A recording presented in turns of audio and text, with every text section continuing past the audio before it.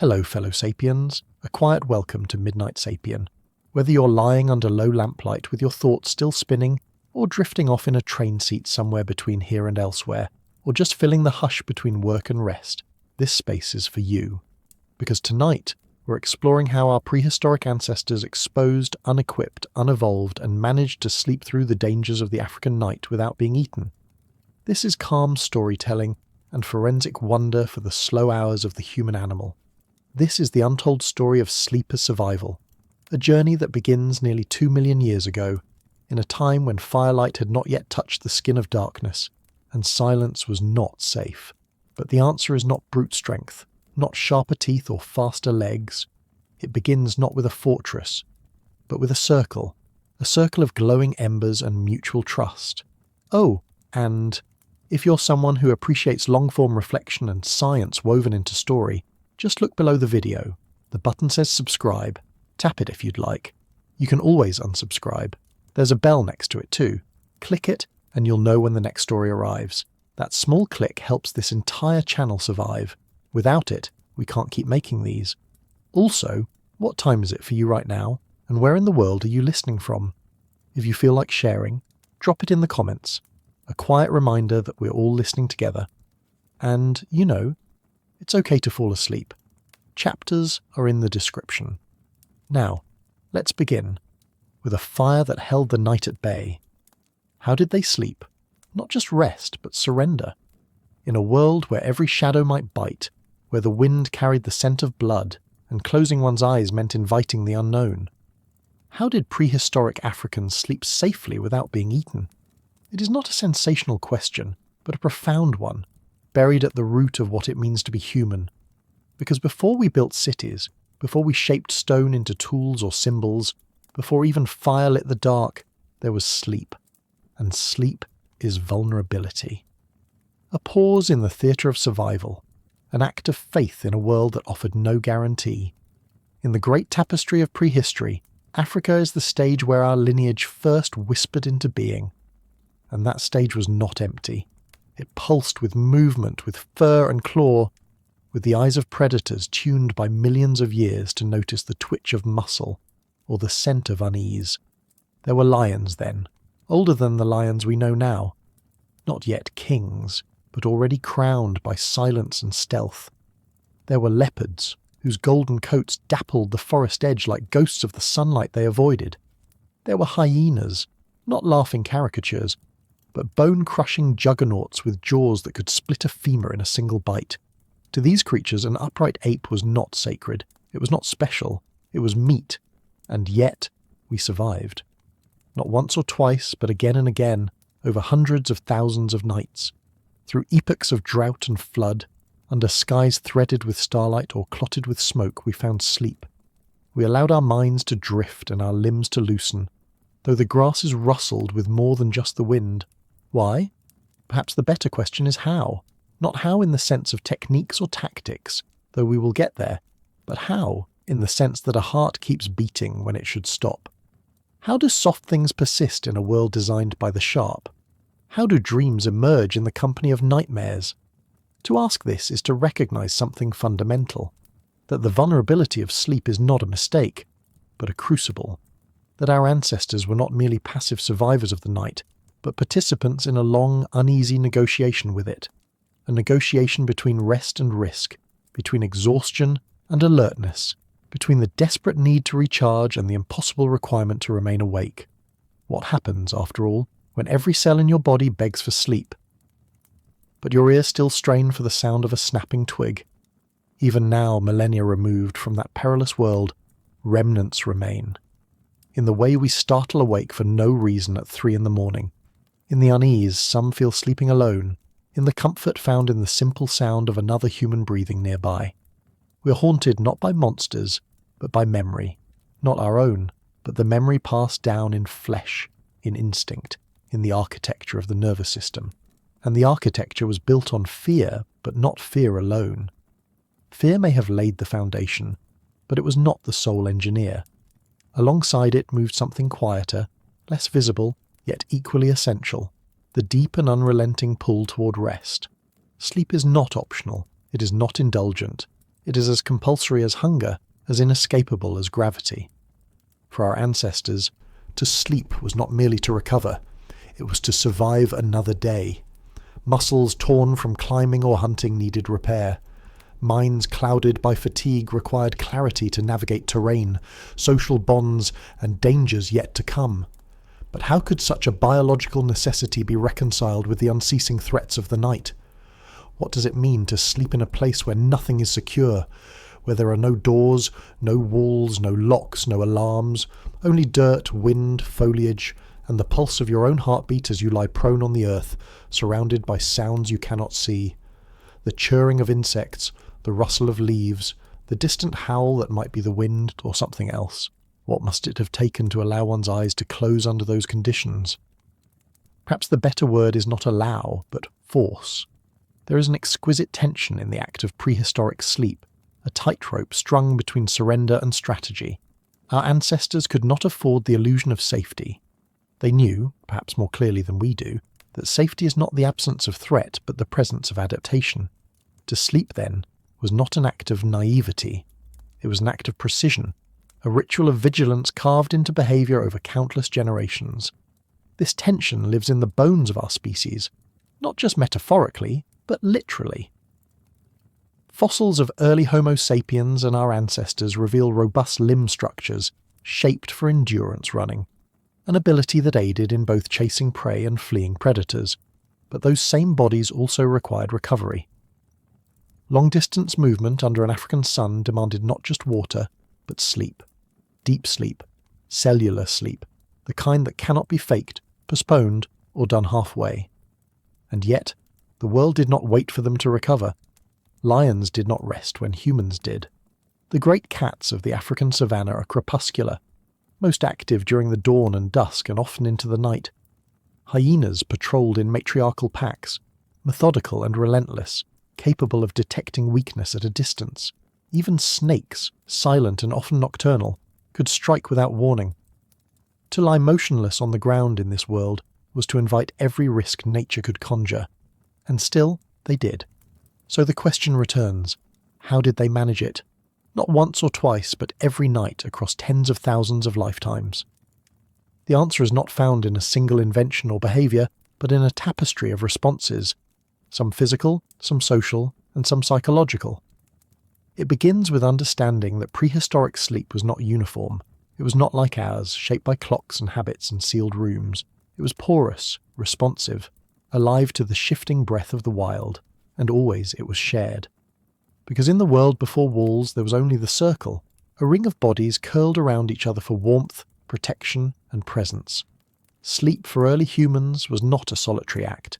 It was communal, a woven arrangement of proximity and trust. When one drifted into dream, another stirred. When one shifted in discomfort, the ripple passed through the group like a silent alarm system, alerting others without breaking the stillness of the night. This was not by accident. It was by design. Not conscious design, perhaps, but one etched by evolution, behaviour, and necessity. To be alone was to be vulnerable, but to be together was to form something more than just a cluster of warm bodies. It was to create a sensor array, a biological perimeter, ears, eyes, noses, multiplied and triangulated. There is growing evidence from both anthropological fieldwork and neurological studies that human sleep patterns evolved to be staggered within groups. Not everyone sleeps deeply at the same time.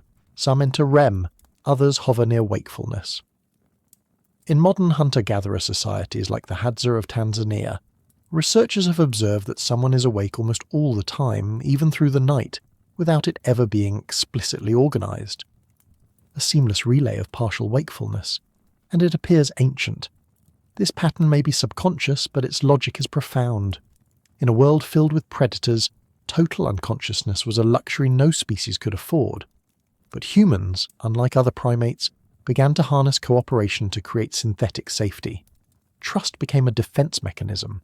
Social cohesion became a shield, and with it came sleep. Still, even the presence of others could not erase the primal fear entirely. The darkness was not simply the absence of light, it was the domain of uncertainty, and uncertainty breeds imagination. What was that shape moving beyond the trees? Was it a bush stirred by wind, or something crouched behind it? Was that the sound of a stream or the breath of a waiting thing? In this environment, the human brain evolved not just to react to threats, but to anticipate them, to model them, simulate them, dream them. Our fear did not stop at the skin. It burrowed into the mind, and yet, there is beauty in this. Because the very same brain that conjured threat also conjured song, story, the crackle of shared language around embers. We feared the night, yes, but we also spoke into it, named it, carved it with narrative, gave it edges where there had been none, and maybe, just maybe, those stories told in hushed tones beneath the stars made sleep a little easier, a little safer. What if fear itself was the soil from which trust grew? What if the need to sleep, this non-negotiable requirement, forced us to become more human, to cooperate, to share, to care who watched the fire while we rested, and who would wake us if danger crept near? And somewhere in that exchange, fear met its match, not in violence, but in vigilance. Not a vigilance of constant panic, but of rhythm, of rotation, of watching in turns, of sleeping in shifts, of an awareness that, though the individual body may yield to sleep, the group did not sleep all at once. This quiet orchestration became the earliest form of shared protection, a kind of symphony composed not of instruments, but of attentiveness, habit, and instinct. It was not coordinated through language, not consciously planned, but rather emerged from the slow accumulation of nights survived and patterns reinforced. Imagine the quiet murmur of night among the acacia trees, the faint crackle of embers burning low, the cool air pressing against the skin. One person stirs, eyes scanning the dark. Another rolls over, half lost in dream. A child whimpers, a mother draws them closer. A distant call of a hyena echoes through the vastness, not near, but never far. In that moment, no alarms sound, no walls repel. But the group is listening, half asleep, half awake, and somehow entirely alive. This was the paradox our ancestors lived with. To be human was to be soft, slow, and exposed, and still they endured. Not through dominance, not through fangs or speed, but through awareness and interdependence. Where the leopard hunted alone, humans gathered. Where the lion crouched in solitude, humans surrounded themselves with others. The predator had power, but the prey had pattern, and patterns over time evolve into culture. This culture of sleep, this invisible architecture of vigilance, is what kept our lineage alive in the Pleistocene dark. Even before fire, before tools, before clothing, there was the body beside you. There was the knowing that someone was near, that if danger came, you would not meet it alone. Is that not a kind of safety, a kind that transcends technology? We often measure evolutionary fitness by physical strength, by reproductive success, by adaptation to environments. But what about the quiet victories? What about the fact that Homo sapiens, delicate, defenceless, slow-growing, did not go extinct? What if the answer lies not in what we built, but in how we rested? And yet, even with this collective vigilance, sleep could never be fully safe. The body must surrender eventually, and so evolution shaped us further. Lighter sleep. Faster wake responses, a hypersensitivity to certain frequencies of sound, the crack of a branch, the whisper of grass displaced. Even the position of sleep changed. Primate ancestors, sleeping upright in trees, began to descend. But with this came the need for new postures, new awareness, the way we curled in fetal position, the way we faced others, the way we slept lightly but deeply enough to heal. This tension between fear and rest is perhaps the most ancient drama of our species. It is not just a biological reality, but an emotional truth, the yearning for peace, forever stalked by the need for vigilance, the craving for dreams, forever edged by the scent of threat. And through it all, something in us kept reaching for both. How many nights, unrecorded, were endured like this? Tens of millions, more. Nights that left no mark in soil or bone but shaped us all the same. Nights where nothing happened, and in that nothing, everything was preserved, because survival leaves few fossils. A quiet night is not an artifact. A watchful glance in the dark is not a tool. But these were the triumphs that mattered most. The victories not of conquest, but of continuation. This is the paradox that sleep embodies in our evolutionary story. It is at once the most vulnerable state and the most essential, and prehistoric Africa did not make it easy. The environment was a crucible, alive with predators who knew how to wait, how to listen, how to strike, not randomly, but selectively, not with fury, but with calculation. Lions test the edge of a herd. Hyenas observe patterns for days. Leopards move in shadows so dense they become myth. Our ancestors were not the apex. They were not the rulers. They were the ones who had to adapt, and so they did. Not with stronger limbs, but with closer bonds. Not with sharper claws, but with deeper trust. Sleep became the ultimate gamble, played each night under stars older than memory, and still the species endured. Because something extraordinary happened in the tension between fear and fatigue. Sleep did not disappear in the face of danger. It transformed. It co-evolved. It bent but did not break. What is fear, after all, if not the body's way of keeping us alert to the edge of the possible? And what is rest, if not the courage to step back from that edge, even when it still cuts? In the middle of that contradiction, to fear and yet to rest, is where early humanity found its shape. Not in spite of that tension, but because of it. Even now, those echoes live within us. The spike of adrenaline when something creaks outside the tent, the child who cannot sleep unless a parent is nearby, the way we gravitate to sleeping near others on planes, in dormitories, in shelters, in homes. We are still, in some deep and unwritten way, seeking the circle, seeking the breath of others beside us, seeking the assurance that if we close our eyes, someone else will be watching the fire. And perhaps that is the deeper truth this question reveals. Not simply how prehistoric Africans avoided being eaten while they slept, though they did, but how they learned to live with that risk night after night without breaking apart. How sleep in all its frailty became the fulcrum around which our species turned. Not the absence of fear, but the ritualized, deliberate coexistence with it. So when you lie down tonight and the quiet gathers around you, remember, this moment is ancient. This pause, this surrender, it is an inheritance. You're participating in something unimaginably old. A biological necessity, yes, but also an emotional victory. Because to sleep is to trust the world, if only for a few hours, and that trust was not given lightly. It was earned, one vulnerable night at a time, until one night there was fire. Not the flash of lightning or the terror of volcanic flame, but something held, tamed, a controlled glow, flickering at the centre of the circle. Fire did not arrive with fanfare. It crept into the human story the way stars appear after sunset, quietly, one spark at a time, but its arrival changed everything. For the first time in deep history, the darkness had an answer, and it came in the form of light.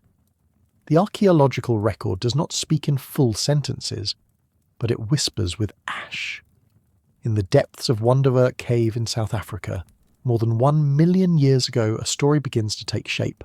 Charred bone fragments, layers of burned sediment, the signature of something more than accident. This was not a wildfire's wreckage. This was a hearth, deliberate, sustained. Early hominins, perhaps Homo erectus, had not merely discovered fire, they had invited it to stay. What must it have felt like, that first circle of warmth in a world of cold eyes, to sit in the flickering edge between night and flame and know, even if only briefly, only that the dark could be held back. The predators did not disappear, but they hesitated. Their pupils widened, their instincts recoiled. Fire repelled in ways teeth never could. It startled, it confused, it broke the patterns of attack. Lions, hyenas, leopards, all innately wary of fire's shifting dance. Where before the night was owned by the hunter, now the hunted had drawn a line, and with that line came space. Space to breathe, to speak, to look into the eyes of another and not just see them, but witness them. Fire slowed time. It expanded the night beyond fear. Sleep could unfold in longer stretches, no longer fractured by constant alarms. Children could rest more deeply. Adults could tell stories in safety. The circle became more than protection. It became presence. But what is fire, really? It is not merely heat or light. It is transformation, a force that takes the dead and makes it luminous, that turns wood to smoke, bone to black dust, air to breath. Around the fire we were not just safe, we were changed. The human brain, bathed in orange and gold, began to imagine differently. Memory lengthened, language deepened, social bonds tightened. Was it the warmth that encouraged us to lean in? Or was it the glow, the hypnotic rhythm of flame that stilled the restless mind? Either way, something old began to soften. The terror of night was no longer absolute, the cold no longer sovereign. The flame became a promise that rest was possible and that rest could be shared. And in that promise, for the first time, the dark did not win. The fire spoke in tongues older than language. It crackled, hissed, whispered, breathed. A living presence that could both destroy and protect. Its light revealed not only the faces of those gathered, but the faces within them, the flickering masks of fear, curiosity and awe. To the first humans who tended it, fire must have seemed divine, a creature of its own making. It could consume wood yet give warmth, devour bone yet preserve life. It danced but did not flee. It obeyed, but never truly belonged to anyone.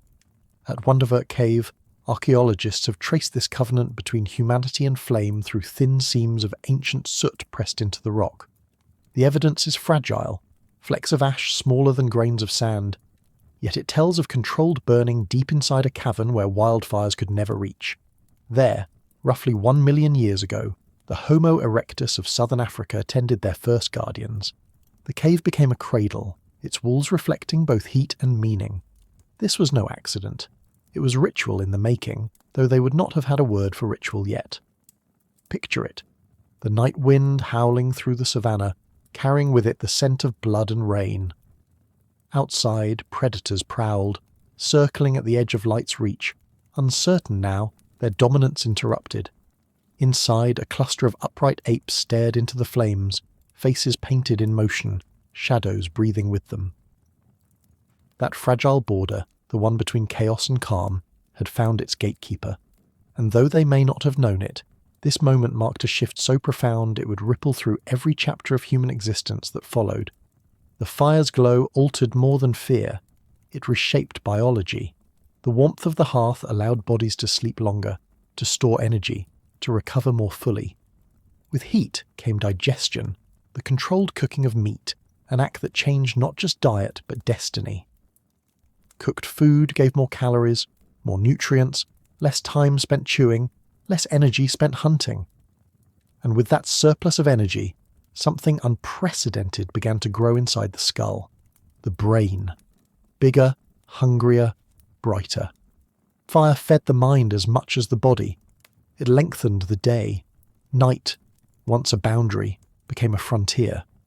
Around its steady pulse, humans learned patience. They could carve tools in dim light, repair weapons, nurse wounds, weave grasses, share food, tell stories.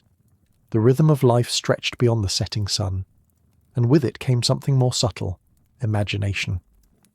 When danger receded, thought expanded. When survival was assured, curiosity emerged. Yet fire was never tamed entirely. It required constant tending, constant care. It could die without attention, and when it did, the night would rush back like a tide. The earliest fires were not owned. They were borrowed, nurtured from the embers of lightning strikes or wild burns. To keep them alive was a communal duty. Perhaps this was the beginning of cooperation beyond bloodlines, beyond instinct. And as the flames rose, so too did the understanding that survival was no longer only about strength or speed. It was about keeping the promise lit, the promise that the fire would not fail, that the circle would hold, that warmth would return again and again with each setting of the sun.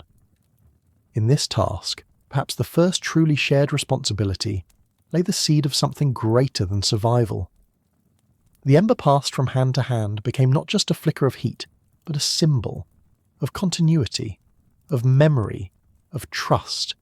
And as the night stretched on, and the flames flickered in more than one place, in forests, in caves, on hilltops, Humanity's relationship with fire deepened into myth.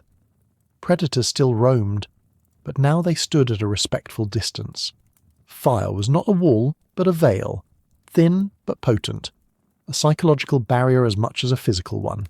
Studies of modern predator behaviour show us this ancient truth. Lions and hyenas remain wary of flame. They skirt it, eye it, but rarely test it. Something about its movement, alive yet untouchable, disturbs their senses. Our ancestors would have known this not from experiments, but from hard-earned observation. Over time, fire became more than protection. It became negotiation. The wilderness still surrounded them, but now it blinked and hesitated. And the humans at the centre of the flame, they began to do more than just survive. They began to remember. The hearth was the first archive, not of writing, but of presence. Around it, generations gathered. Elders passed knowledge. Children learned to listen. The night was no longer a place to hide from, but a place to reflect within. The flickering shadows became the first stage upon which memory performed its slow dance. It is here, in this atmosphere of warmth and pause, that the roots of culture begin to take hold. The fire slowed time. It created a new tempo in the human mind. Before fire, life was measured by motion, by chase and flight, by the position of the sun. After fire, life began to be measured in stories, in rituals, in rhythms that extended into the dark. The circle around the flame was not just physical, it was emotional. It gave space for identity to emerge, for questions to be asked, for the first sparks of meaning to rise alongside the smoke. Fire also marked territory. In a world where scent and posture once defined domain, the hearth added light to the equation. The glow of a campfire signalled to others, kin or stranger, that this place was occupied, that there were watchers here, that this ground had been claimed, if only for the night. And so fire became a form of communication, a beacon, a warning, a welcome. But what must it have felt like truly to see fire for the first time, not as a destroyer but as a companion, to realise that something so wild could be convinced, persuaded, coiled into cooperation, to hold it, feed it, shape it. The sense of awe must have been bone deep, and in that awe something stirred, something more powerful than fear, more enduring than hunger, a feeling we might now call belonging. Around the fire not only did danger recede, but loneliness did too. Before fire, rest was silent and fragmented, broken by tension and instinct.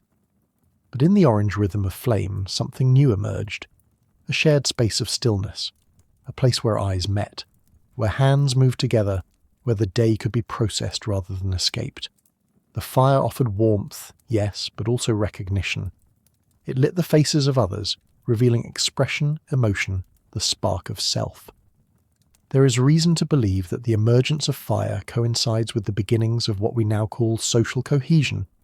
Studies of modern foraging societies, the Hadza, the Kung, the Mbuti, have shown that conversation patterns shift drastically after sunset, when people gather around flames. During the day, talk is logistical, food, movement, tasks. But at night, beside the fire, dialogue becomes philosophical, reflective. Stories, dreams, doubts, laughter, grief. Could it be that our emotional lives were kindled beside those early flames? And what happens when a group begins to feel not just safety, but togetherness? Something ancient transforms. The group is no longer a cluster of individual organisms reacting to threat. It becomes a unit, a memory field, a self-sustaining web. The fire enabled this shift, not just because of what it kept out, but because of what it allowed in. Vulnerability, affection, reflection. These are fragile states, easily broken in a world of constant alert. But around the fire, they could be sheltered, not by walls but by warmth. Consider the impact on sleep alone. With fire came deeper rest, not simply because predators stayed away, but because the psychological weight of fear lessened. The body, warmed and comforted, could fall into more sustained cycles of sleep. This was no small evolution. REM sleep, that phase where memory consolidates, where dreams take shape, thrives in environments of safety. In the shelter of firelight, the mind could finally begin its deeper work. And perhaps this is why dreams begin to rise alongside fire in the archaeological imagination. Stories spoken aloud, symbols etched into stone, mythologies forming not from terror, but from wonder. Fire not only protected the dreamer, it gave the dream a place to return to. Of course, the flame demanded care. Its presence was never guaranteed. Every fire needed feeding, every ember coaxed back to life. In a sense, it was a relationship, one of the first true partnerships between humanity and a force beyond itself. And like all relationships, it required balance. A fire untended would die. A fire overfed could turn violent, leap from hearth to canopy, transform from sanctuary to apocalypse. So the fire became our mirror, patient, hungry, radiant, dangerous. It reflected back the truths we were only beginning to understand, that power is delicate, that warmth must be earned, and that light casts shadow, always. And in those shadows, just beyond the fire's reach, the night still watched. It did not retreat. It waited. And the humans who had once lived entirely within its grasp now stood at the threshold, not in defiance, but in delicate negotiation. Fire had not banished the darkness. It had carved out a sanctuary within it, a soft perimeter of safety that shifted with the wind, flickered with breath, and reminded them, always, that light was temporary. But within that circle, life had changed. The symbol of the hearth grew deeper with each generation. What began as a practical defense became something spiritual, something sacred. The fire was not just used, it was honored. Charcoal stains on the walls of caves became more than residue. They were the fingerprints of ritual, burned bones placed deliberately, scorch marks set within circular patterns. At places like Kalambo Falls, Gesher Benot Yaakov, and Wonderwerk, we see these ancient shrines of flame, not temples perhaps, but proto-temples. Spaces made meaningful by repetition, by presence, by fire's steady hum, and in that steady hum was a signal, to others, to the self, to time. Because fire, perhaps more than any other discovery, extended the boundaries of existence. It gave us the night, not as something to be endured, but as something to be lived in. The hours once surrendered to sleep or terror became hours of connection, of intimacy, of decision-making, of becoming. This shift is invisible in the fossil record, but it echoes in us still. It echoes in the way a campfire draws people into a circle, in the instinct to stare at flame, to speak softly in its presence, to feel time slow when watching embers collapse. It echoes in our myths, the ones where gods bring fire to humans, where flame is stolen from the heavens or gifted from the earth. Even in modern times, the hearth remains the heart of the home, the symbol of comfort and continuity, not because it is efficient, but because it remembers. What does fire remember exactly? Perhaps everything. Every night we made it through, every story told to silence, every decision not to flee. Fire was the first to listen, the first to remain, the first to hold back the dark just long enough for us to begin asking who we were. And so fire became a teacher. It showed us that power could be shaped, that danger could be transformed, that death could give life through heat. It taught us patience, rhythm, attention. It taught us that the world could be negotiated with, not only fled from. That fear, when held close, could warm instead of wound. And in that light something flickered into permanence, a way of being, a shared breath. The knowledge that even in a world ruled by predators and cold, the human animal could kindle something radiant, fragile, and stubbornly alive. So the night still watched, but the fire, our fire, now watched back, and around it, the world changed again. No longer a scattered pattern of motion and alarm, early human life began to collect itself into form. A form not carved from stone, but from space, from the shape of the group. Where there had once been individual bodies curled in solitude beneath shrubs or trees, there now emerged something altogether new, the sleeping circle, a ring of breath and warmth, a configuration of survival, yes, but also of meaning. These circles were not drawn on the ground, but inscribed into the mind. They became a grammar of protection, the elders on the outer edge, children nestled in the centre, stronger adults nearest the points of entry. And always, the fire at the heart, a kind of glowing pupil in the eye of the night. To sleep in a group was not merely advantageous, it was essential. A single body asleep is vulnerable, but many bodies asleep tangled together in presence and pattern become something greater, a system, a signal, a promise that if something stirred in the grass, it would not be met by one, but by many. Anthropologists have long noted that among present-day hunter-gatherer groups, sleep is a communal affair. Tightly clustered bodies, overlapping limbs, breath echoing breath, and something stranger. Few ever sleep alone. It is more than preference. It is inheritance. Sleep, it seems, was not just a private state.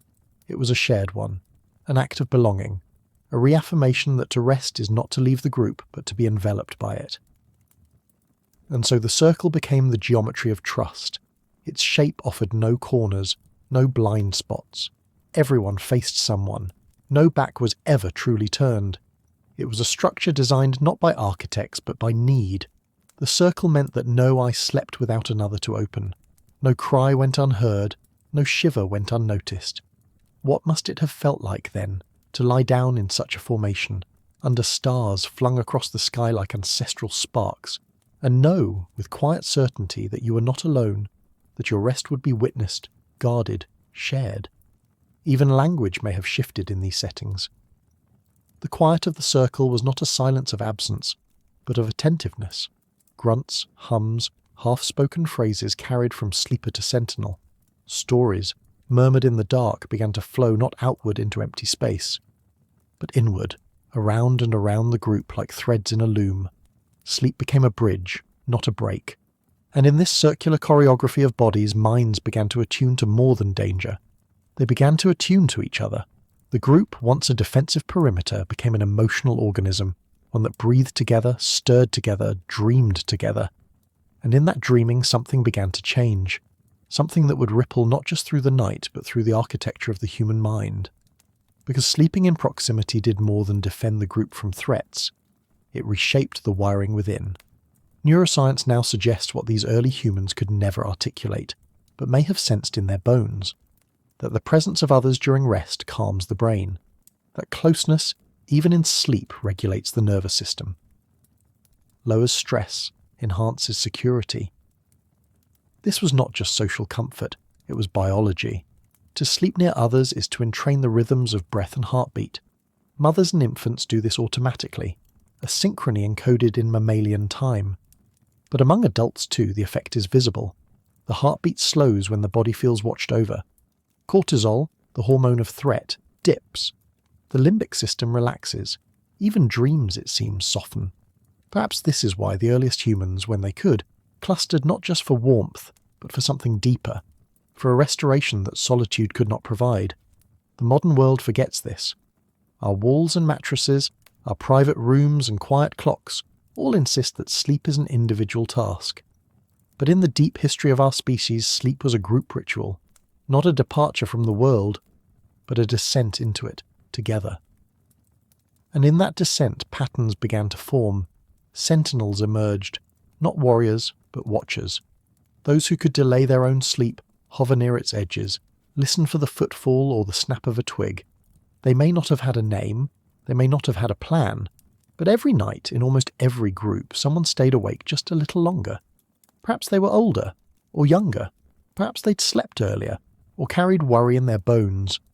Regardless, they became the threshold keepers, the ones who didn't fall entirely into dream, but lingered on its doorstep, ears tuned to the dark. Studies among the Hadza show that even without coordination, staggered sleep arises spontaneously in human groups. Across a full night, someone is almost always awake. The pattern flows like a current. One wakes as another sleeps. Light dozing replaces deep slumber, then returns again. This rhythm is not commanded, it is emergent. A choreography without a choreographer. But is it only vigilance that drives this? Or is there something else, something more emotional? The need to be needed. The reassurance of contributing to the group's safety. Perhaps those who sat watch felt something sacred. Not power, but responsibility. Not dominance, but duty. Imagine it. A figure seated near the fire, eyes half closed, the rest of the camp stilled in shadow. The flames low, the night breathing, the animals beyond, invisible but present. And around them, a ring of sleeping bodies, trusting, vulnerable, unaware. The watcher sits with this knowledge, holds it gently, feels, perhaps, the pull of sleep rise and fall, and resists.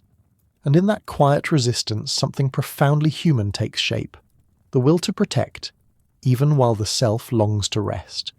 This was not a role born from glory, but from love, a quiet, flickering devotion to those asleep within the ring. In the stillness between breaths and distant sounds, the sentinel was both guard and witness. What stirred in them, in those long moments of alertness while others dreamed? Did they hum softly to stay awake? Did they listen to the rhythm of breath, counting the rise and fall of chests like a sacred pulse? Did they feel fear? Yes, but also a strange peace, knowing their wakefulness allowed others to drift safely into the dark? The act of watching over sleepers is among the earliest rituals of care we can imagine. It predates medicine, ceremony, even speech. It is the most elemental form of empathy. I will stay awake so you may rest. And in that gesture, repeated across millions of nights and uncountable generations, the emotional structure of humanity was carved into shape. Perhaps this is why our brains, even now, hold traces of this shared history. Modern studies of sleep behaviour show a distinct neurological pattern in unfamiliar environments, known as the first night effect. One hemisphere of the brain stays more alert than the other, scanning for danger, hesitating to surrender fully. Yet this vigilance softens when we sleep near someone we trust. The mind knows, even before we do, that proximity grants permission to rest, and this too shaped the early sleeping circles. To lie within them was not merely to be guarded by a sentinel, but to be watched by each other. It wasn't always a formal role. Sometimes it was a parent's protective presence, sometimes a sibling's restless stirring, sometimes the shifting of bodies that brushed against one another in the night, triggering the subtle neurological reassurance that you were not alone. In these configurations, emotion and biology became inseparable.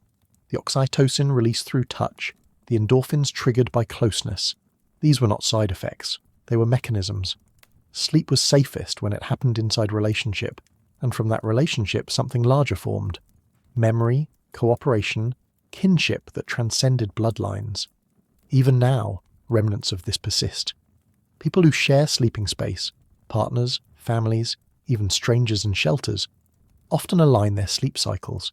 They turn together, breathe together, dream on overlapping wavelengths. Sleep, it seems, has always been a language of the group, and where there is language, there is ritual. In time, these nightly circles took on symbolic weight, returning to the same place, repeating the same configurations, knowing who lies beside whom. This choreography became more than habit. It became identity. The group was not just defined by who it fought for or hunted with, but by who it slept beside. And so the sleeping circle became a mirror of the waking one, a reflection of the bonds that shaped them, tested them, and held them together through wind, hunger, and the howling dark. Because when the world outside the circle offered only uncertainty, predators, weather, rivals, the endless unknown, the circle itself became a sanctuary carved from relationship. It offered not just defense, but rhythm. It imposed order on the chaos, and that order, repeated nightly, became internalized. Slowly, subtly, the mind began to mirror the group's shape, adopting its structure into cognition itself. What once was an external arrangement, bodies curled inward, watching over one another, became an internal orientation, the capacity for social thinking, for shared emotion, for trust. How else do you explain the surge of empathy, the emergence of moral instinct, the desire to comfort even in dreams? Could it be that these traits were nurtured not through grand acts, but through the simple, repeated ritual of resting together, of needing one another to sleep? This is not speculation alone. Sleep studies on primates and humans reveal that social proximity drastically reduces nighttime arousals and disturbances. Even infants cry less when another presence lies near. The body's systems are tuned not just to danger, but to belonging. Heart rate variability becomes steadier. Breathing slows. The brain, once bathed in the cortisol of solitary alertness, finally yields to serotonin, to melatonin, to peace. And so the sleeping circle may be the oldest form of medicine we know, not made of plants or minerals, but of nearness, a pharmacology of presence, a sedative called trust. And just as fire had changed the night physically, the sleeping group changed it emotionally. For the first time in human history, rest was not merely permitted, it was shared, reaffirmed, protected. What does it mean that this most vulnerable state, sleep, was allowed to unfold within the gaze of others? In most species, sleep must be hidden, in dens, in nests, in isolation. But not us. We slept together in the open, often around fire, exposed not only to the elements, but to each other's murmurs, twitches, dreams. That exposure must have required something revolutionary: tolerance. Sleep demands softness, a relaxation of threat, a willingness to forgive a sudden movement, to ignore a murmured word, to remain unmoved when a foot brushes yours in the dark. Over time, that tolerance, that quiet forgiveness, became the mortar of human community. It made cooperation possible. It trained the nervous system to expect safety where there might have been suspicion. And perhaps more importantly, it trained the heart to believe that rest was something one could deserve. In a world where survival had no pause button, the sleeping circle created one, a place to exhale, to recover, to dream not just as individuals, but as a collective organism pulsing in unison beneath stars that seem to watch, but never intervene. What kind of mind emerges from this? What kind of memory? What kind of dream? A human mind. Restless and resilient, shaped by whispers in the night, and warmed by nearness more than fire. Because in the end, the fire could push back the dark, but it was one another who pushed back the deeper fear, the fear of being alone, the fear that if danger came it would come for you, only you. The sleeping circle dissolved that fear not through force, but through presence. It said, if it comes, we rise together. If it comes, you will not face it alone. Over tens of thousands of years, this repeated pattern of lying down with others, of waking in the presence of breath and heartbeat and skin, forged something fundamental. Not just a culture of survival, but a culture of interdependence. What we now call society did not begin with trade, or agriculture, or writing. It began with sleeping near those we trusted, letting our guard down, not because the world was safe, but because others were near, and as that trust deepened, the night transformed. No longer just a passage of time to endure, it became a space of ritual, the way bodies arranged themselves, the way stories were told before sleep, the murmured songs, the shared silence. These were not incidental, they were formative. Sleep became the nightly reunion, the moment the day's sharp edges softened into closeness. Even now, echoes of this prehistoric choreography persist. We design bedrooms as shared spaces. We sleep better with loved ones nearby. The rituals we keep, a bedtime story, a shared blanket, the goodnight kiss, are faint but enduring shadows of the ancient circles. They are not modern conveniences, they are ancestral rhythms, instincts old as fire, and the neurological rewards still hum beneath the surface. Oxytocin floods the bloodstream with contact. Brainwaves begin to harmonize. Sleep cycles synchronize. In group sleep, we don't just rest better, we feel better. We become better equipped to face the world when morning comes, not because the world has changed, but because we have passed through the darkness together. The human animal was never meant to sleep alone. That is not a weakness.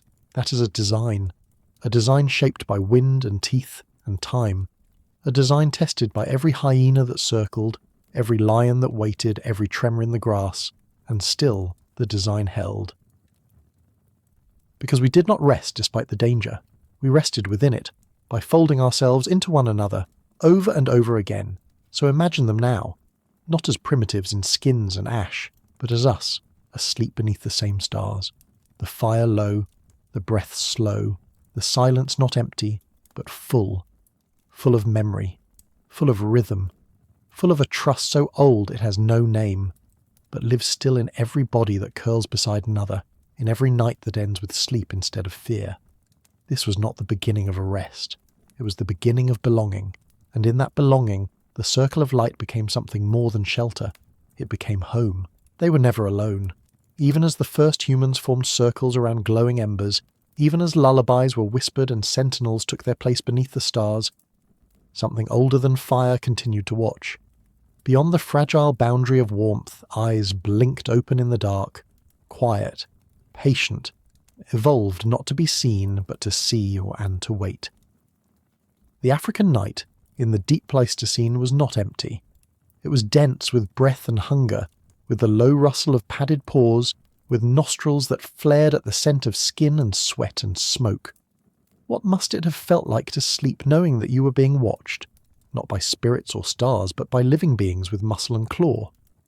Lions moved silently along the grassline, their golden eyes adapted to even the faintest shimmer of moonlight. Leopards, solitary and spectral, slipped between branches above the firelight's reach, calculating when sleep was deepest and vigilance lowest. Hyenas, brilliant in their cruel patience, gathered just beyond the outermost stones, listening for the stutter in the rhythm of breath, the one moment when the group's silence felt just slightly too still. To rest here, in this world, was not naive, it was courageous. Because the truth was this: fire made them safer, but never safe. The promise of protection was partial. Embers could fail, wind could shift, a cloud could mute the moon. Nocturnal Africa was a theatre of tension, and in this landscape the human body was unarmoured. No claws, no fangs, no pelts to shield from the cold. Vulnerability was not just a state of being, it was a condition of existence. Yet somehow, within this unease, life continued. Not just survival, but sleep. How? What did the human body know that allowed it to lie down while danger passed so near? What instincts sharpened in the species to counter the risks of the night? One answer lies in the eyes themselves. Compared to most nocturnal animals, human night vision is poor. But compared to diurnal creatures, our low-light sensitivity is extraordinary. The retina of the eye contains rods, cells that detect light and movement in darkness. And even now, in the human retina, rods vastly outnumber cones, which perceive colour and detail. This is not a coincidence of biology. It is a signature, a shadow of a time when noticing the faintest movement might mean the difference between sleep and slaughter. More than sight, it was awareness. Human ancestors evolved not simply to see in the dark, but to read it, to understand what silence meant, to distinguish between stillness and stealth.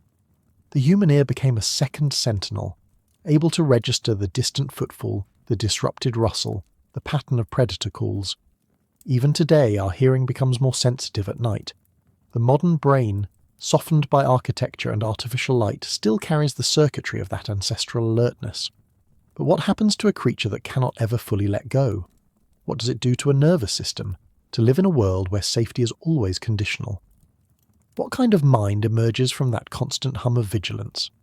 A mind shaped not by peace, but by patterns. A mind that learns, generation after generation, to recognize the cadence of threat, and to anticipate it before it arrives. In this way, fear itself became an evolutionary teacher. It taught early humans where not to sleep, when not to speak, which sounds to trust, and which to flee from. It rewarded caution, and punished boldness with brutal efficiency. Those who listened too late did not live long enough to pass on their genes.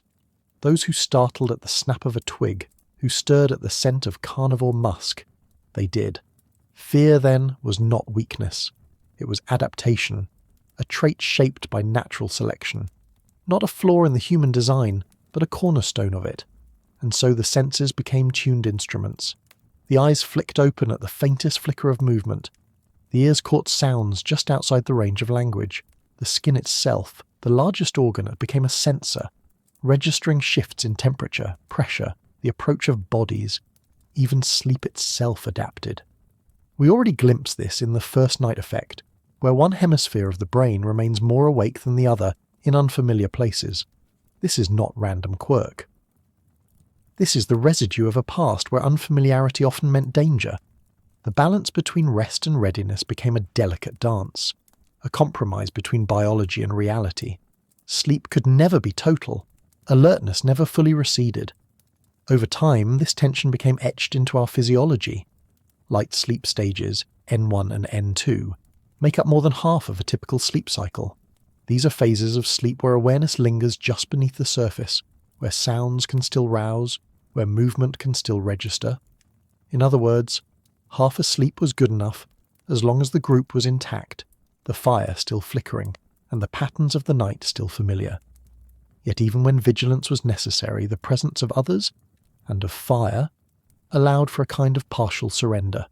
Not full unconsciousness, perhaps, but a release of the shoulders, a loosening of the jaw, enough stillness to allow the brain to clean itself, to file memories, to dream. And within those dreams, perhaps something else was happening too. Kind of rehearsal, a processing of fears that could not be spoken, only felt. Studies of dream content across cultures show a high frequency of themes like being chased, attacked, falling, hiding. These are not cultural inventions, they are neurobiological echoes. The predator in the dark becomes the shadow in the dream. This cycle of sensing, reacting, remembering and dreaming helped shape the architecture of the human mind.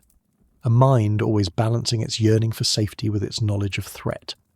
A mind that could imagine danger even in silence, but could also recognize the signs of calm, the steady breath, the murmured voice, the soft crackle of flame. And always, beyond that circle of calm, the eyes waited, silent, patient, watching. They belonged to more than one kind of predator.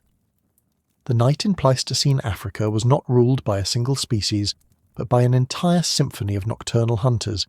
Each evolved to exploit a different silence, a different lapse in awareness. There were lions, of course, the undisputed lords of open grassland, powerful and collaborative, willing to stalk a sleeping camp from upwind and wait for human scent to fade into background noise. But there were also leopards, who hunted not in packs but alone, cloaked in trees and moonlight, and hyenas, who, for all their grotesque laughter and reputation as scavengers, were also skilled hunters in their own right, capable of testing the perimeters of a camp for weakness. There were crocodiles at the river's edge, snakes that slithered silently through dry grass, even birds of prey who could strike by dusk or dawn. It was not just one predator our ancestors feared. It was an ecology of hunger, and humans, soft-skinned and slow-footed, were on the menu. To survive such a landscape, evolution sculpted not new weapons but better alarms. One such development may have been the whites of our eyes, a rare feature among mammals but useful for silent communication. In the flickering light of a fire, a glance could signal alarm. A widened eye could alert the group without a word. This too was vigilance, not only personal, but shared. A distributed awareness. And in this shared system of alertness, something astonishing occurred. Human groups didn't just survive the night, they began to master it. With time, they learned to predict the behavior of predators, to notice patterns in animal calls, to distinguish the presence of lion from the silence of leopard, to read wind direction, to build fire strategically. They learned the smell of different beasts, the signature tracks near the sleeping grounds, the shift in hyena laughter that meant a kill or an approach. Fear, sharpened into knowledge, became skill. And perhaps more subtly it became story, because even before language as we know it, there would have been signals, gestures, expressions, and then, one day, speech, and with it, the transformation of experience into narrative. The lion came from the east last night. We heard the scream of a leopard near the ridge. That cave is not safe. These stories were not idle. They were survival manuals. They turned fear into foresight. They allowed one generation's close call to become the next generation's advantage. And so the predators taught us, unwillingly, how to learn, how to remember, how to imagine a danger not present and act as if it were. In this way, the eyes in the dark didn't just threaten our ancestors, they shaped them. They gave contour to the night. They carved edges into the mind. They forced the brain to evolve, not away from fear, but through it. Fear wasn't just a feeling, it was a compass, a map of what mattered. And that map was written in the rhythms of the body, in the jolt of adrenaline, the dilation of the pupil, the tightening of the gut. These were not inconveniences, they were messages. The body had to learn not only to recognize threat, but to respond before the threat revealed itself fully. In this way, fear became a kind of premonition. The hair on the neck rose not because danger was seen, but because it might be near. Better to react to nothing than to miss the one time it was real. This anticipatory vigilance is part of the legacy our ancestors passed down to us. Even today, in the safety of concrete rooms and lockable doors, we feel it. The sudden wakefulness in the middle of the night, the irrational certainty that something, or someone, is watching. The way a creaking branch outside a window triggers the old surge, even when logic insists there's nothing to fear. That logic is new, the circuitry is old. Fear was never meant to be erased. It was meant to be navigated, managed, balanced. Our ancestors were not fearless. They were skilled in fear, attuned to it, respectful of it, but not ruled by it. They learned to place sentinels in shifts, to build sleeping grounds against cliff walls, to make noise at dusk and mark territory with fire and scent. They weren't conquering the night, they were coexisting with it. But something else emerged from this relationship with danger, a new kind of attention.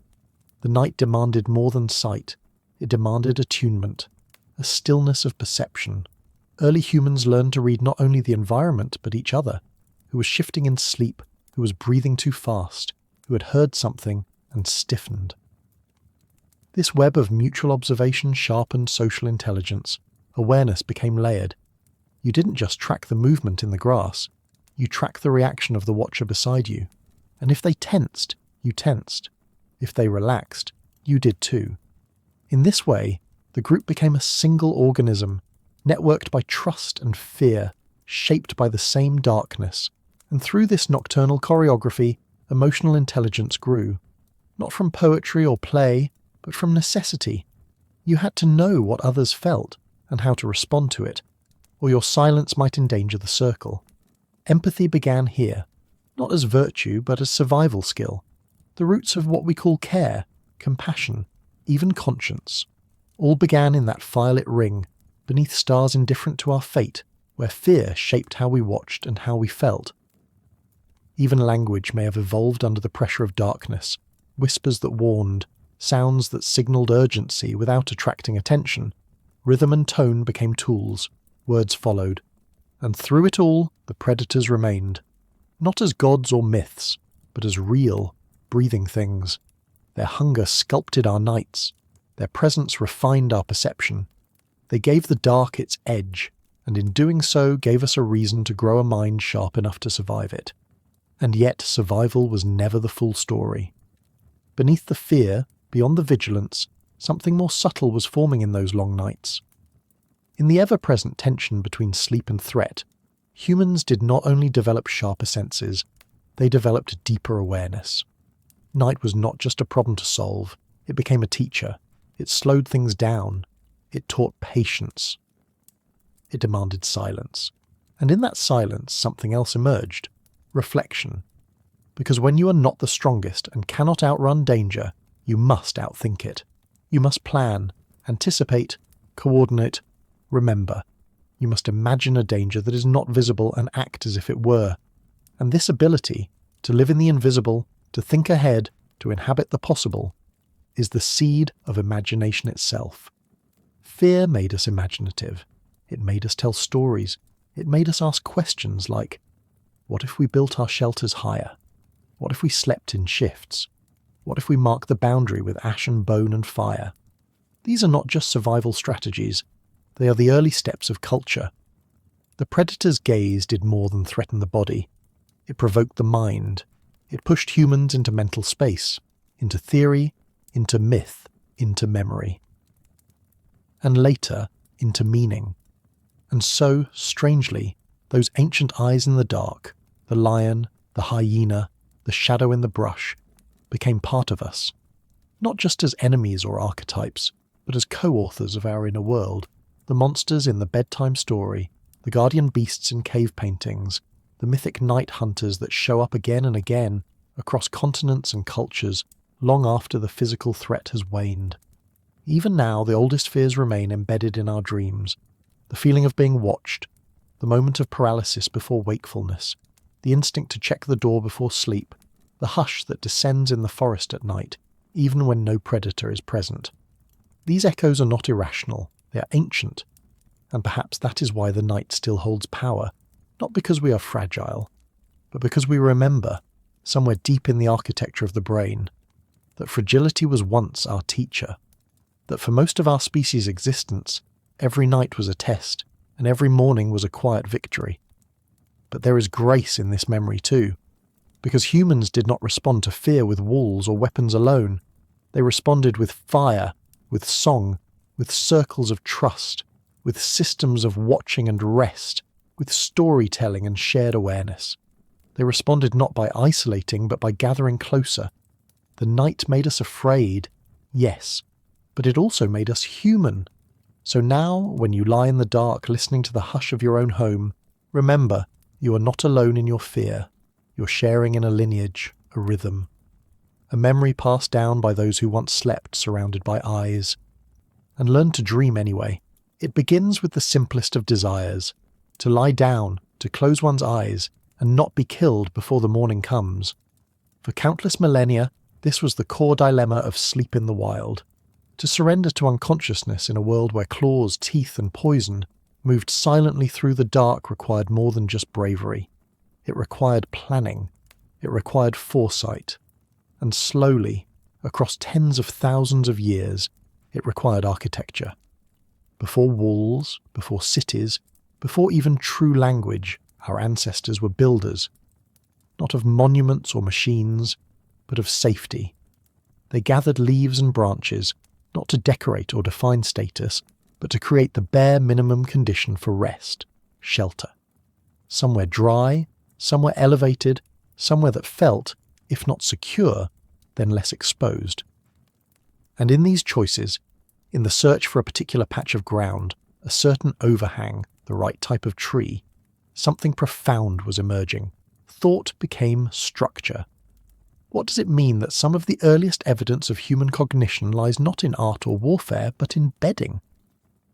In Sibudu Cave, a rock shelter nestled into the red cliffs of South Africa, archaeologists found something astonishing beneath layers of sediment. Thin, deliberate layers of grass and leaves laid carefully atop one another. These were not random plant traces, nor the incidental residue of a passing animal. They were arranged, reused, replenished. At least 77,000 years old, this was a bed, a mattress of sorts, a place where someone once curled their body against the stone and dreamed, and yet it was more than a bed. Some of the plants layered into this sleeping surface were not chosen at random. They had insecticidal properties. Certain leaves from the Cryptocarya plant family, for example, naturally repelled mosquitoes and crawling pests. This was not accidental. It was pharmaceutical architecture, a medicinal choice.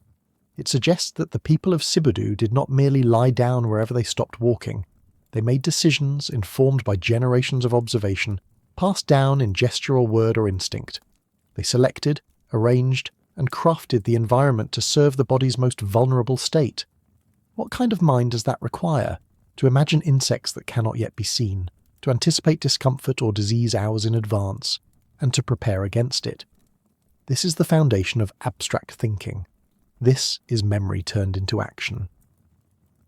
This is the birth of environmental manipulation not as reaction, but as intention, and it marks a fundamental shift in how humans related to the world. No longer was the landscape simply endured, it was shaped, and in this shaping something even more delicate began to unfold, an emotional relationship to place. The difference between surviving a night beneath a tree and sleeping in a familiar chosen space, a bedding made soft by repetition, scented by herbs, anchored by rock, is the difference between anxiety and a hint of peace. What does it mean when fear is not eliminated but managed through design? It means that architecture, in its earliest and rawest form, was not about grandeur. It was about reducing vulnerability, and that reduction was achieved not just through the use of space, but through knowledge of materials, of the land, of the life within it. Early hominins, and later Homo sapiens, were not passive recipients of the natural world's offerings. They were meticulous curators. Grass was not just grass. It was chosen for softness, for dryness, for its ability to be layered. Leaves were not just leaves. They were judged by their smell, their texture, their ability to keep parasites away. Even ash, left from fire, found its place in these prehistoric sleep structures. At Sibudu, Layers of ash beneath the plant beds acted as a further barrier against insects and moisture, insulating the body from the cold stone below. These materials, combined with site choice, formed the basis of what could be called an architecture of intention, a language of rest built without blueprints, spoken through instinct, trial, and memory.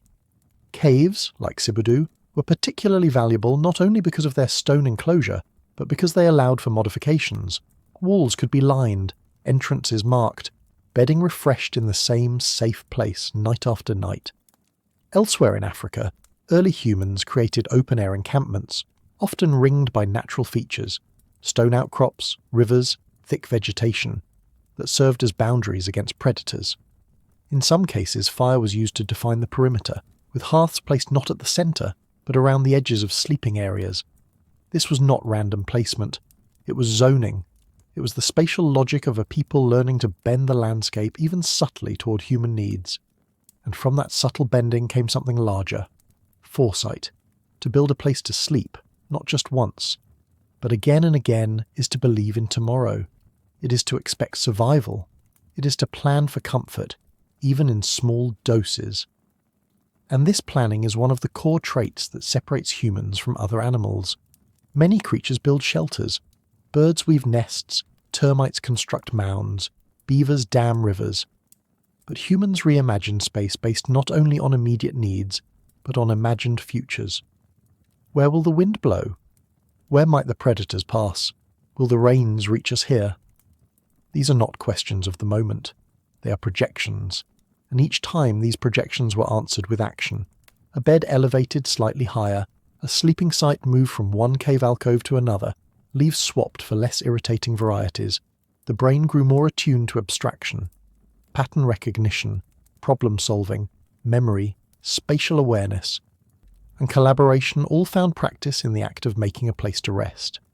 In this way, sleep did not simply shape the body's rhythm, it shaped the mind that sought to protect it.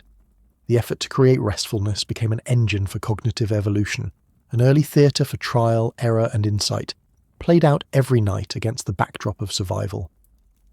And within that nightly theatre, materials were not the only tools. Time itself became something to shape. The rhythms of gathering and preparing bedding, of maintaining hearths, of choosing the right location, all contributed to a rudimentary sense of schedule, a temporal architecture layered atop the physical one. Sleep didn't just happen when tiredness arrived. It was prepared for. It was anticipated. There were rituals, even if not yet formalized.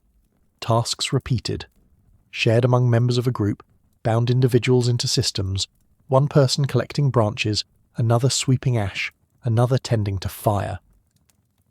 This delegation reflects another leap, collaboration in service of abstraction. For a community to collectively prepare a sleeping area meant that individuals had to align their intentions around a shared future state. Rest. No immediate benefit, no short-term reward, just the promise of a safer night and a greater chance to see morning. Even today, in societies far removed from stone shelters and riverbed bedding, traces of these ancestral routines remain. We still fluff pillows, adjust lighting, choose scents for sleep, and arrange our sleeping spaces with care. What began as acts of survival have evolved into expressions of comfort, memory, and emotional safety. We may no longer fear the leopard's gaze, but our desire for a particular arrangement of blankets, or the quiet hum of a fan, echoes the same longing for control, for shelter against what lies outside our awareness. But let us return for a moment to the ground itself. The choice of a sleeping surface has deep evolutionary roots. Not only did it affect comfort, but it directly influenced health and longevity. Parasites, dampness, temperature, and airflow all impacted whether the body recovered during rest or decayed. And rest in turn was more than luxury. It was biological maintenance. A poor night's sleep meant slower reaction time, poorer decision-making, reduced group cohesion. In the wild, that was a death sentence. And so, sleep was protected, not just as a state, but as a process. This is where bedding, so often overlooked in discussions of prehistory, becomes crucial. The act of layering plant materials wasn't only about comfort, it was about cleanliness. It allowed for used layers to be burned or removed, minimizing exposure to waste, rot, and disease. The ground became curated. The boundary between earth and body was negotiated nightly. And in that boundary, the beginnings of spatial consciousness were formed, to know that one spot is better than another, to remember it, to return to it, to improve it. These are acts of mental mapping, of territory not just understood, but enhanced. And in that mental map, sleep becomes more than vulnerability. It becomes a pattern, repeated, shared, refined. A familiar place in a wild world, a circle scratched into the chaos, a soft, deliberate pause amid the ongoing struggle of existence. And in that pause, something rare unfolded, the beginnings of stillness as a form of knowledge. The space humans made to sleep was not just physical protection, but mental reprieve. And when the external threats were managed just enough, by elevation, by leaf layering, by fire perimeter, the mind was allowed to drift. Dreams had room to stretch. Reflection became possible. And it was in these protected moments that the seeds of inner life were watered. For shelter, once functional, became symbolic. To build a place for sleep was to say, this space matters. It was a declaration of presence, not just passing through, but choosing to stay, and choosing to shape the environment in a way that made staying sustainable. Such choices echoed through generations. Children learned not only where to sleep, but how to prepare the sleeping place. They learned which leaves soothed the skin and which ones didn't. They learned that ash repelled fleas, that dry ground breathed better than damp, that certain slopes invited water while others stayed dry. These lessons were not written, but embodied, taught through repetition, through quiet instruction by example. And in that teaching, culture began. Because the knowledge of where and how to rest was too vital to keep private. The transfer of sleep-related knowledge marked an early form of education. And it wasn't only about safety. It was about judgment, observation, planning. It was about sensitivity to change, to the season, the weather, the behaviour of nearby animals.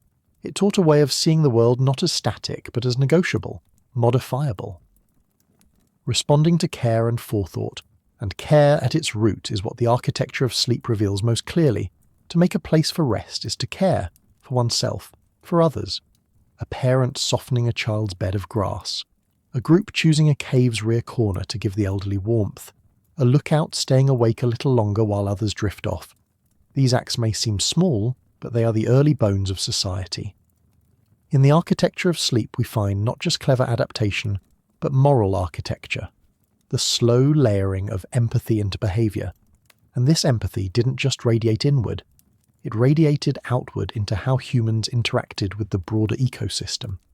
Take, for instance, the use of plant materials not merely for softness but for effect.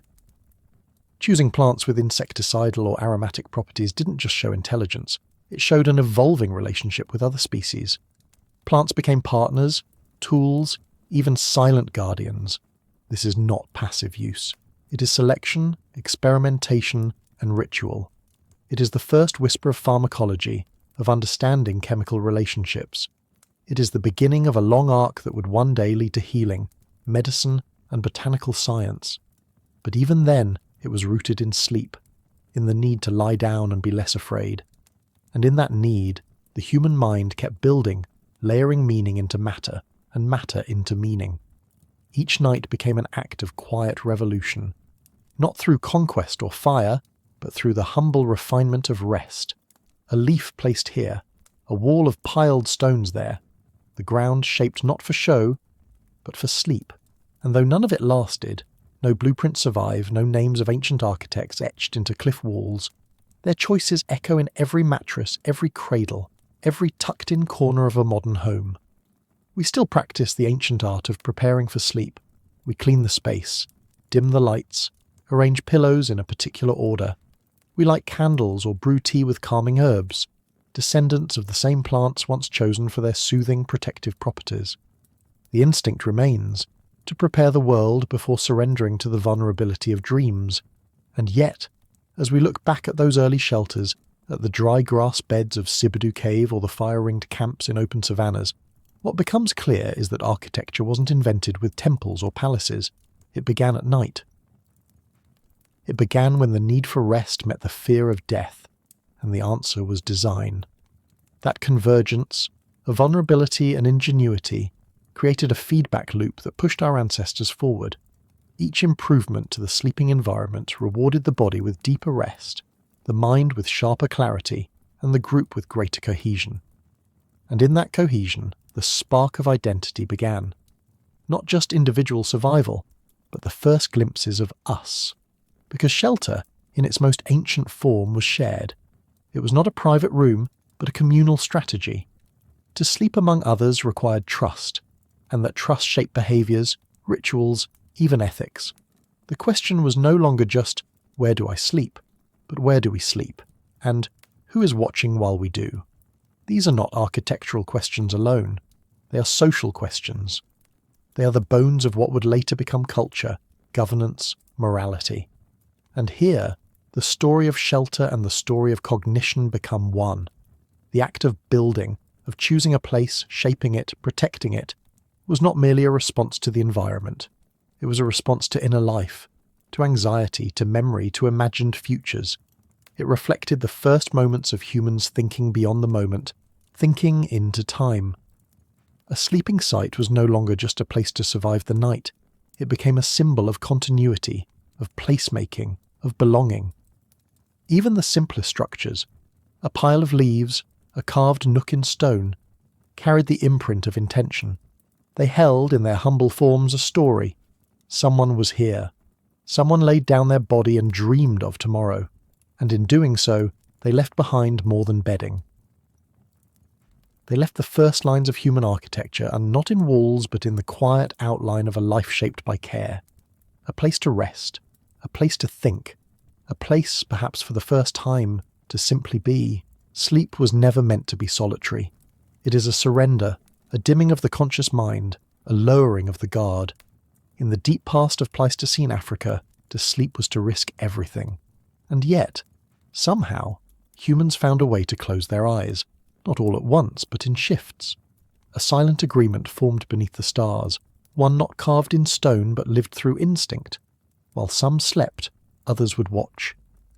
What does it mean to trust another with your night? This quiet choreography of staggered sleep was not a plan drawn on cave walls. It emerged as a rhythm, an adaptive pulse in the dark.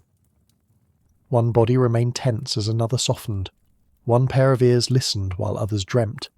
From the savannas of prehistory to the flickering camps of modern hunter-gatherers like the Hadza of Tanzania, researchers today still observe the echoes of this ancient pattern. In a study tracing nearly 30 adult Hadza across 177 nights, a startling truth was found. At any given time, someone was always awake. Not by explicit rotation, not by schedule, but through a living, breathing pattern of vigilance. What ancient fears shaped this silent rotation? Predators were never courteous. Lions moved at dusk. Leopards prowled at midnight. Hyenas sang their eerie chorus just before dawn. Nocturnal danger didn't keep to a schedule, so neither could human rest. Instead, a kind of communal intelligence evolved, a biological mesh of staggered rhythms shaped by age, temperament, and bodily need. The young slept deeply. The old, their sleep fragmented and light, took on the natural role of watchers, not burdened, but necessary, not weak, but wise. They became the sentinels of sleep, and in that watching a subtle transformation began. To remain awake while others dream is an act of patience, yes, but also of empathy. The night watcher is not just a lookout. They are the keeper of peace, the quiet pulse of the group. Their wakefulness holds the dreams of others in place. They listen to the wind rustling the dry grass. They track the distant snap of a branch. They monitor the fire's collapse into coals. Their attention is not paranoia, but care. They are not guarding against chaos. They are the reason the world can rest. Could it be that empathy was born in this stillness? Around those flickering circles of fire, something more than protection was being refined. A deep understanding of interdependence took root, not through words, but through action. The body knew, I can sleep because you are awake. And when the watcher finally nodded off, another stirred. No one needed to be told. No system needed enforcing. It was a fluid contract held together by a force older than speech. Trust. And this trust was not merely social. It was biological. Within the human brain, a tuning fork was being set, one that responded to proximity, to safety, to subtle cues from others. Cortisol dipped when familiar footsteps paced. Heart rate slowed beside warmth. Even in dreams, the body knew it was not alone, and that knowing, that embedded sense of presence, became the scaffolding upon which cooperation was built. For sleep, when shared and protected, becomes more than a biological necessity. It becomes a test of the invisible bonds between individuals. The shared night reveals what words alone cannot, and as these rhythms settled into the flesh across millennia, they began to shape not only sleep but society itself. Because to stagger sleep is to stagger vulnerability. In a world of predators, a group that could remain partially awake, organically without a rigid system, had an edge. They could respond faster to threats, protect the young, keep embers alive, and reorient the group in response to sudden change. But more than that, they were modelling something essential, that strength comes not from individual alertness alone, but from the web of alternating awareness. You don't have to be awake every hour of the night, if someone else is. This principle, while simple, becomes profound when viewed across deep time. In modern hunter-gatherer groups like the San of the Kalahari or the Ashe of Paraguay, similar patterns persist. Night is not a void of silence. It's a dynamic landscape. People wake briefly to stoke the fire, shift positions, whisper, urinate, tend to children. These awakenings ripple through the camp like gentle waves, each person briefly inhabiting consciousness before yielding it again. No alarm needed, no hierarchy imposed, just an organismic flow. Consciousness passed from hand to hand in the dark, like a shared ember. This way of being has left its mark deep within our biology. Modern chronobiology reveals that not all humans are wired to sleep in the same way. Larks rise early, owls linger into the night, and many people fall somewhere in between. These chronotypes, once pathologized in industrial societies, may in fact be evolutionary features, a kind of built-in variation that ensured coverage across the night. In ancestral groups, having a mix of sleep timing meant that someone was always tuned to danger. It wasn't a bug, it was a system. And as that system matured, it demanded something more, awareness not just of self, but of others. The night watcher could not simply listen for danger, they had to listen for restlessness, for the quiet sob of a child dreaming of something sharp, for the soft coughing of an elder whose lungs struggled in dry air, for the creak of discomfort, or the shuffle of someone in need of company. These moments, so small, so easy to miss, became the quiet foundations of compassion. Not grand gestures, but small responses. You wake, you notice, you tend. It is in these moments that the social brain is sculpted, not in battles or speeches, but in night's hush. The watcher becomes the weaver of bonds, their attention a thread that loops each sleeper into the fabric of the group. And with each cycle of waking and sleeping, the loom continues, weaving not just security, but memory, pattern, emotional intelligence, the very foundations of what we would come to call community. Because what the night watcher preserved was not simply life, but continuity of experience, continuity of shared time, continuity of us. And in that continuity, new capacities began to emerge, like empathy, which only thrives when one learns to track the needs of others in moments when they themselves are not centered. To hold watch is to hold another's vulnerability in your hands without exploiting it. In that act, we see the earliest architecture of moral behavior, not codified in law or ceremony, but lived in gesture, the decision to stay awake just a little longer because someone else is finally resting deeply. The silence of the night became a mirror in which the group could see its own structure reflected back. Who listened, who responded, who wandered off. In that mirror, relationships were tested and solidified. The quiet drama of who we are to each other played out night after night, long before speech could dissect it. Even language may have found its roots here. In these long hours of hushed coordination, early humans may have gestured or vocalized softly to signal shifts, soothe infants, or alert others. And what is language, really, but the refinement of signal, born in the margins of need, sharpened by repetition, made sacred through trust? It's not hard to imagine a proto-language emerging beside embers, between watchful eyes, as one member pointed to the brush where a shadow passed or hummed a low tone that meant, wait. Because communication didn't begin with daylight. It began with eyes meeting in the dark. The trust embedded in these silent exchanges is something that our physiology still remembers. Oxytocin, the hormone associated with bonding and trust, rises in safe communal sleep. The vagus nerve, which plays a central role in our body's stress response, is soothed by proximity to those we trust. Even in modern sleep labs, people sleep better when someone else is present, even if that person is silent, even if they are a stranger. There's something ancient that stirs in our nervous system when we're not alone, and that ancient something may be why complete solitude at night can still feel eerie. We are not a species of solitary sleepers. We never were. Our dreams evolved under the watch of others. Our brains, even when unconscious, are calibrated to the presence of the group.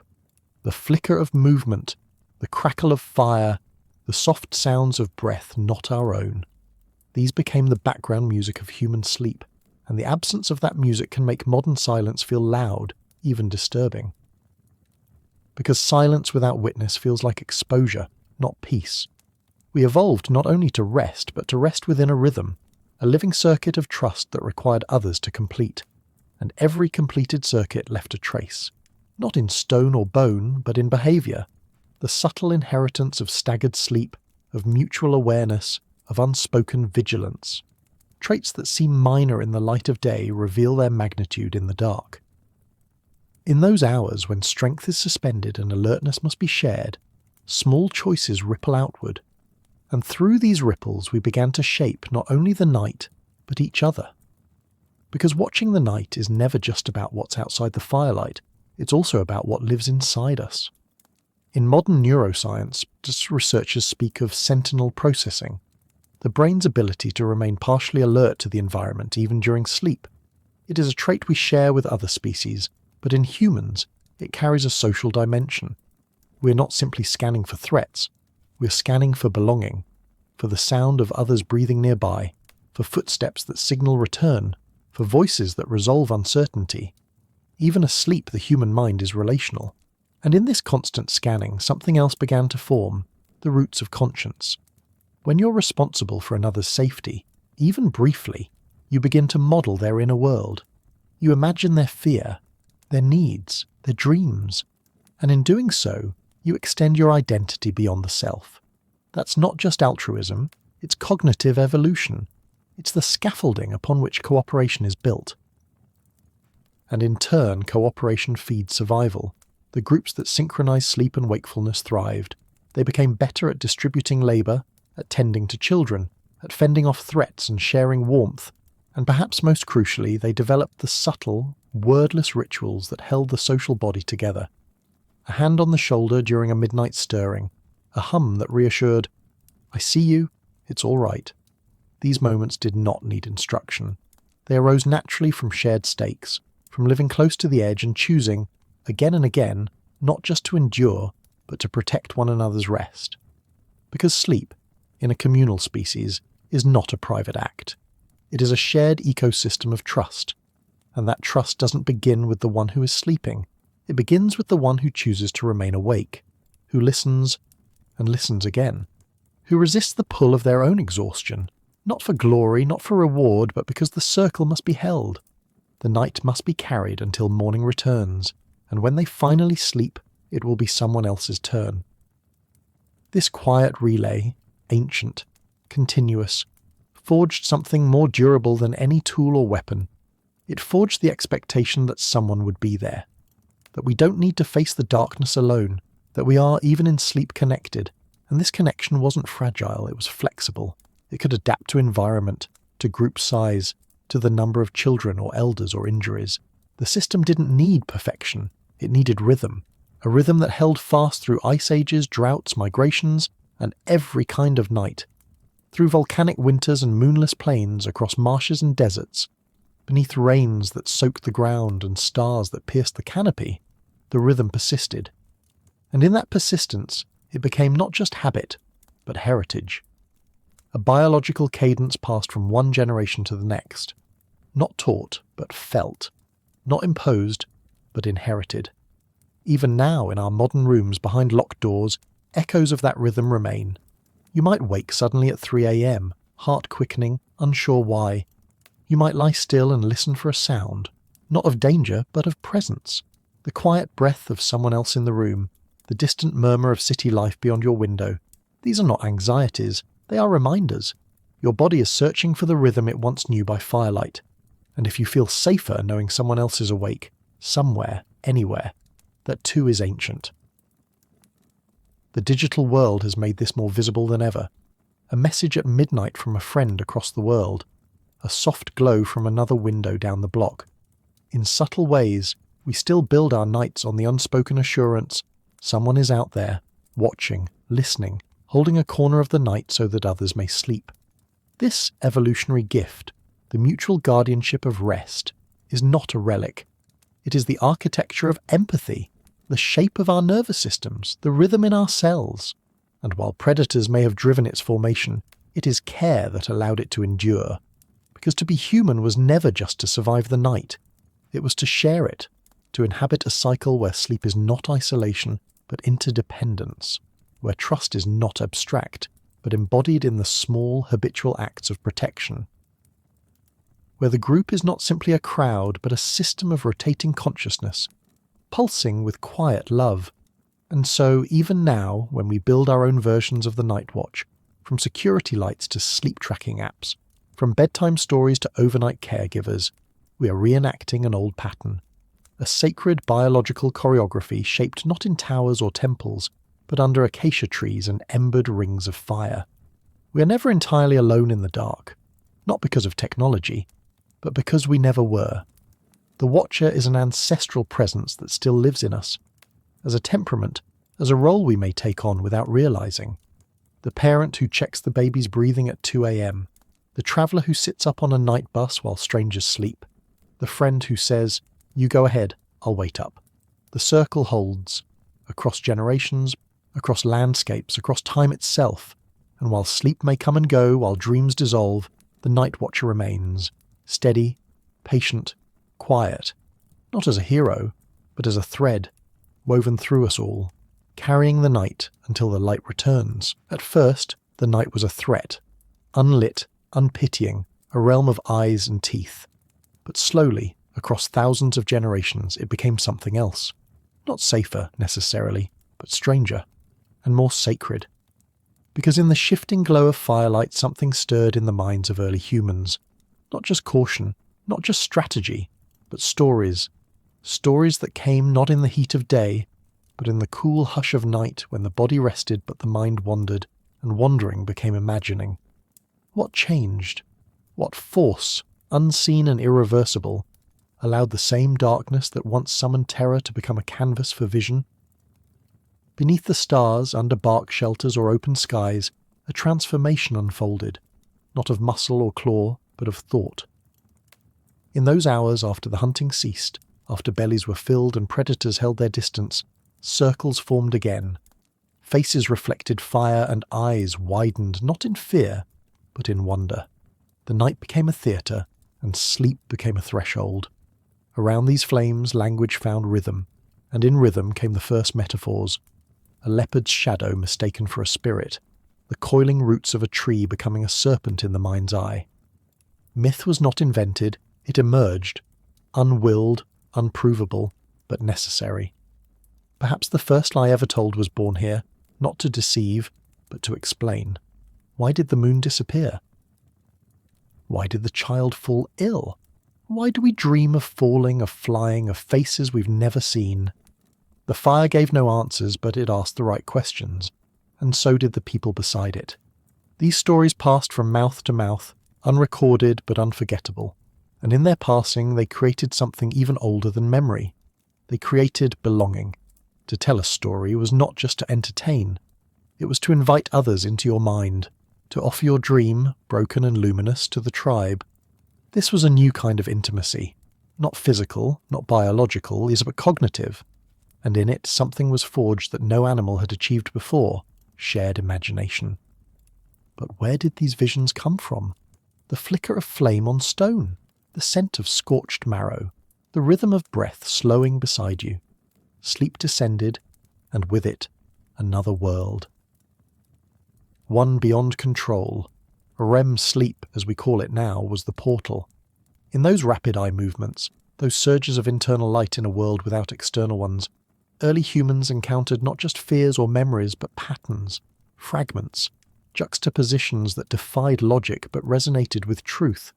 And in the morning they returned with them, not with evidence, but with images, not with knowledge, but with insight. What is a dream, if not a story the brain tells itself in the absence of the sun? And what is storytelling, if not the act of dreaming out loud? Between fire and night, imagination became contagious, a spark leaping not just between neurons but between minds, and that spark would never be extinguished. It flickered through generations like the embers themselves, passed, protected, fed. In the hush that followed the day's labour as children leaned into the crook of their elders and the darkness folded around the camp like a living thing, the stories began again. They were not written. They did not need to be. They were etched into the circuits of attention, into the pulse of listening bodies, into the gentle nods of recognition when something in the tale, some echo of a dream, some rhythm of an image, struck a chord too deep for words. The night, it turns out, was never empty. It was filled with symbols, with glimpses, with the blurred thresholds where the internal met the external, where owls became omens and lightning became the anger of unseen forces. In this ancient theatre, myth was not decoration.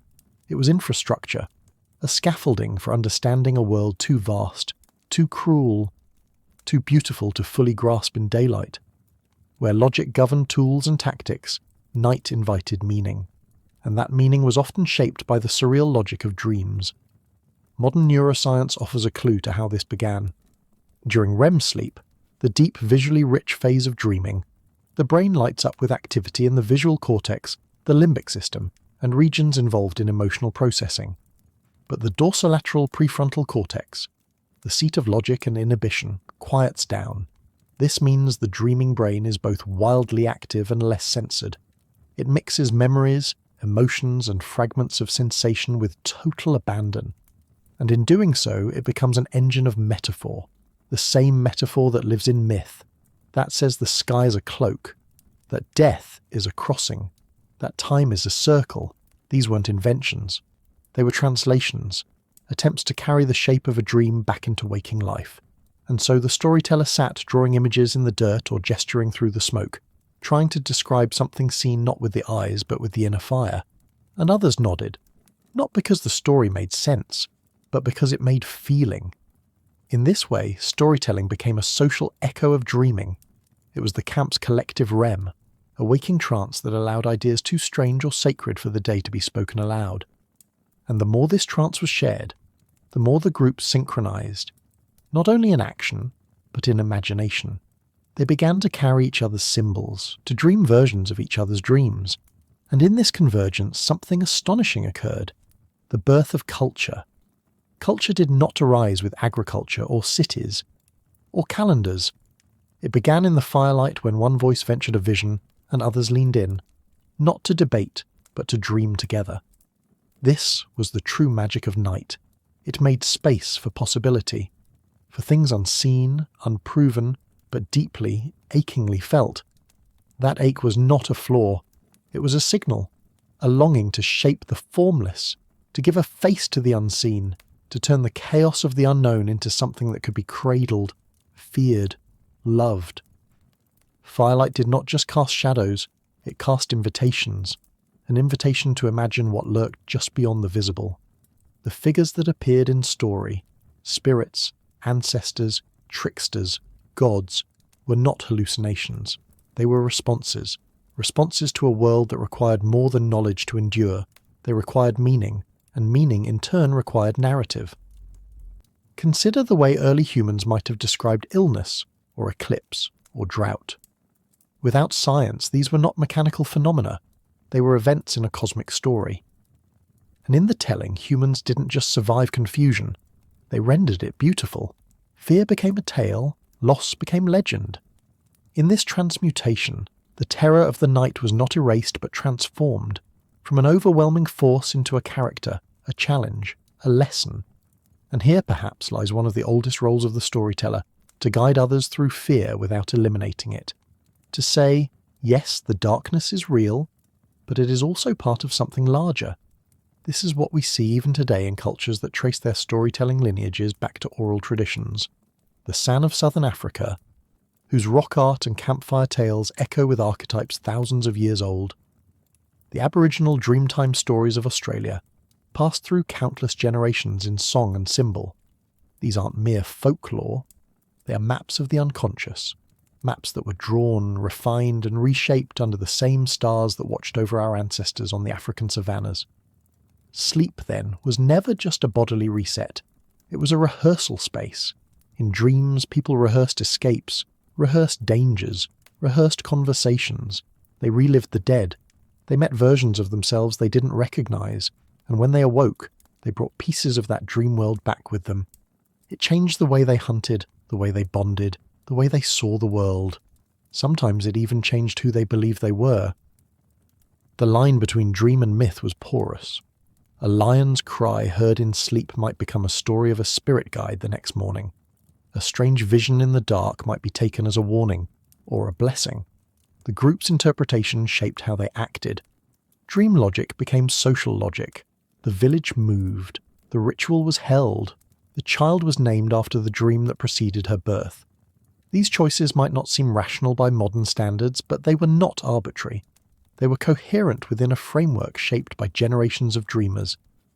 And so the night became not only a place of rest, but a space of authorship. It was here that humans began to write their first poems, not in ink, but in breath, in symbols traced in ash, in rhythms of voice that echoed the pulse of unseen worlds. The storytellers of those early nights were not separate from the dreamers. They were the same. They were translators, carrying the logic of the sleeping mind into the waking one. Around the fire, they recreated the fluidity of dreams, shifting time, bending space, merging the living with the dead. Their tales were never fixed. Each retelling was a new dream, each listener a co-author. And as these circles of imagination repeated across generations, they shaped something profound, the very architecture of human thought. For to dream together is to think together. Shared dreaming, whether literal or metaphorical, creates alignment. It synchronizes emotion. It establishes common ground where logic cannot tread. When a story moved the listeners, their hearts and breathing slowed in rhythm, mirroring the speaker's cadence. This biological resonance forged what neuroscience now calls intersubjectivity, the meeting point between minds. It is one of humanity's most extraordinary gifts, the ability to project an inner image into another person's consciousness using only sound and gesture. And it began here, in the glow of flame. Perhaps this is why Firelight still holds such a strange gravity. It flickers like thought. It moves like breath. It invites stillness but demands attention. Under its shifting gold, faces blur and shadows dance, creating the illusion of motion even when bodies are still. In that hypnotic flicker, the line between dreaming and waking blurs. Listeners drift into a light trance, neither fully awake nor asleep, their imaginations unlocked. This is not just poetic fancy, it's physiology. Studies show that staring at a fire's flicker reduces cortisol levels and increases social bonding. The warmth, the rhythmic light, the communal silence, all of it conspires to open the mind. And so, as the flames whispered against the dark, the human mind found its mirror. Fire became a second sun, not one that banished night, but one that illuminated it differently. It revealed not the body, but the psyche, and through its light a new kind of courage took root. The courage to look inward, to confront not just external predators, but internal shadows. The dream world had its own dangers, its own chaos. But here, around the fire, it could be faced safely, collectively, through story. Each tale was a dream disarmed, and yet those dreams did not lose their power. They gained new forms. The hunter who dreamed of being pursued became the origin of the trickster myth. The mother who dreamed of her child walking in moonlight gave birth to the first story of resurrection. The wanderer who dreamed of endless water carried home the first symbol of rebirth. Each dream, when shared, ceased to belong to one person. It became a collective possession, a shard of the tribe's inner landscape, polished by retelling until it gleamed with archetype. And from those polished shards the first myths were born. They were the constellations of the mind, fragments of memory and metaphor arranged into patterns so that meaning could be navigated. Each one a star to steer by, not in the sky above, but in the darkness within. The myths explained what reason could not, and in doing so they softened the edges of fear. They gave shape to the unknown.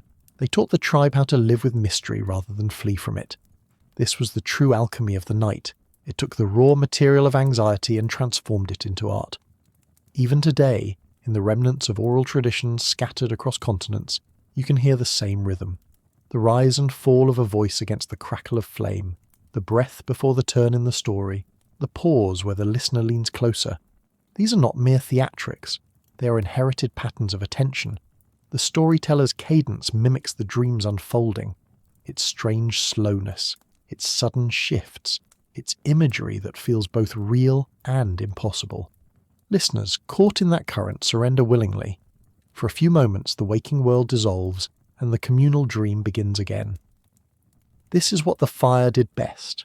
It gathered the mind's fragments and reflected them back, made visible in smoke and spark. And perhaps that is why the connection between dreaming and creativity has never been broken. In the modern brain, REM sleep remains a workshop for innovation. When the logical mind rests, connections form freely. Problems are reframed, symbols are recombined. The same process that once birthed myth now drives invention, art, and even science. The same neural dance that made a shaman see a god in lightning now allows a physicist to see elegance in equations. Both are acts of pattern-making, of shaping chaos into coherence. But there is something deeper than utility here. Dreaming, and the storytelling it inspired, gave humanity a sense of interior life. It taught us that not all truth lives in daylight, that the inner world is also a place worth exploring. It gave permission for uncertainty. It allowed beauty to coexist with terror and wonder to live beside grief. It reminded us that not every question demands an answer. Some only require reverence. And so, as night stretched endlessly over the plains and the fire dimmed to embers, the circle of listeners lingered in silence, their minds still flickering with images of beasts and spirits, ancestors and stars. Outside, predators still prowled. The world had not changed, but something within it had, because once a creature begins to dream together, the world can never again be only what it seems. The night, once an adversary, had become an ally, not a space of danger, but of imagination. And from that imagination came everything that would follow: art, ritual, belief, memory, myth. The first light of humanity was never the sunrise.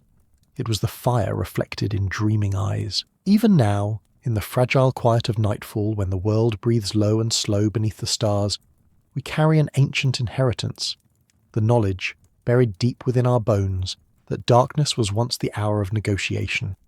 Each time early humans closed their eyes, it was not with the assurance of peace, but with the calculated wager that they would awaken. Sleep was never guaranteed. It was earned, a fragile treaty with a world that was not made for our comfort. In the grasslands of Pleistocene Africa, the terms of survival were drawn not in words, but in movement, scent, silence, and blood. What does it mean to sleep in a world where your heartbeat might summon teeth? To understand this is to begin to see the intricate choreography between predator and prey, a relationship not of brute chaos, but of strange intelligence. Lions, with their ghost-like patience, mapped the rhythms of watering holes. Hyenas, cunning and collaborative, learned the edges of campsites and the patterns of discarded bone. Leopards, solitary and spectral, stalked the trees above, masters of vertical ambush. These were not mindless beasts. They were co-evolutionary rivals, each one a participant in the same long game, the contest for night. But humans were changing the rules. As fire pushed back the darkness, and as tools extended the reach of the hand, the scale began to shift. No longer mere prey, we became strategists. We observed. We adapted. We remembered. And in remembering, we began to anticipate. The hunted were becoming the hunters. Yet the transformation was never complete. For each clever innovation, sharpened spear, dug-out trench, elevated sleeping platform, nature answered with its own counters. A pride of lions might shift hunting times. A pack of hyenas could adapt to daylight scavenging. The dance grew more complex, more cunning. And in that constant pressure, something extraordinary emerged, the sharpening of human cognition itself. Survival was no longer just about strength or speed.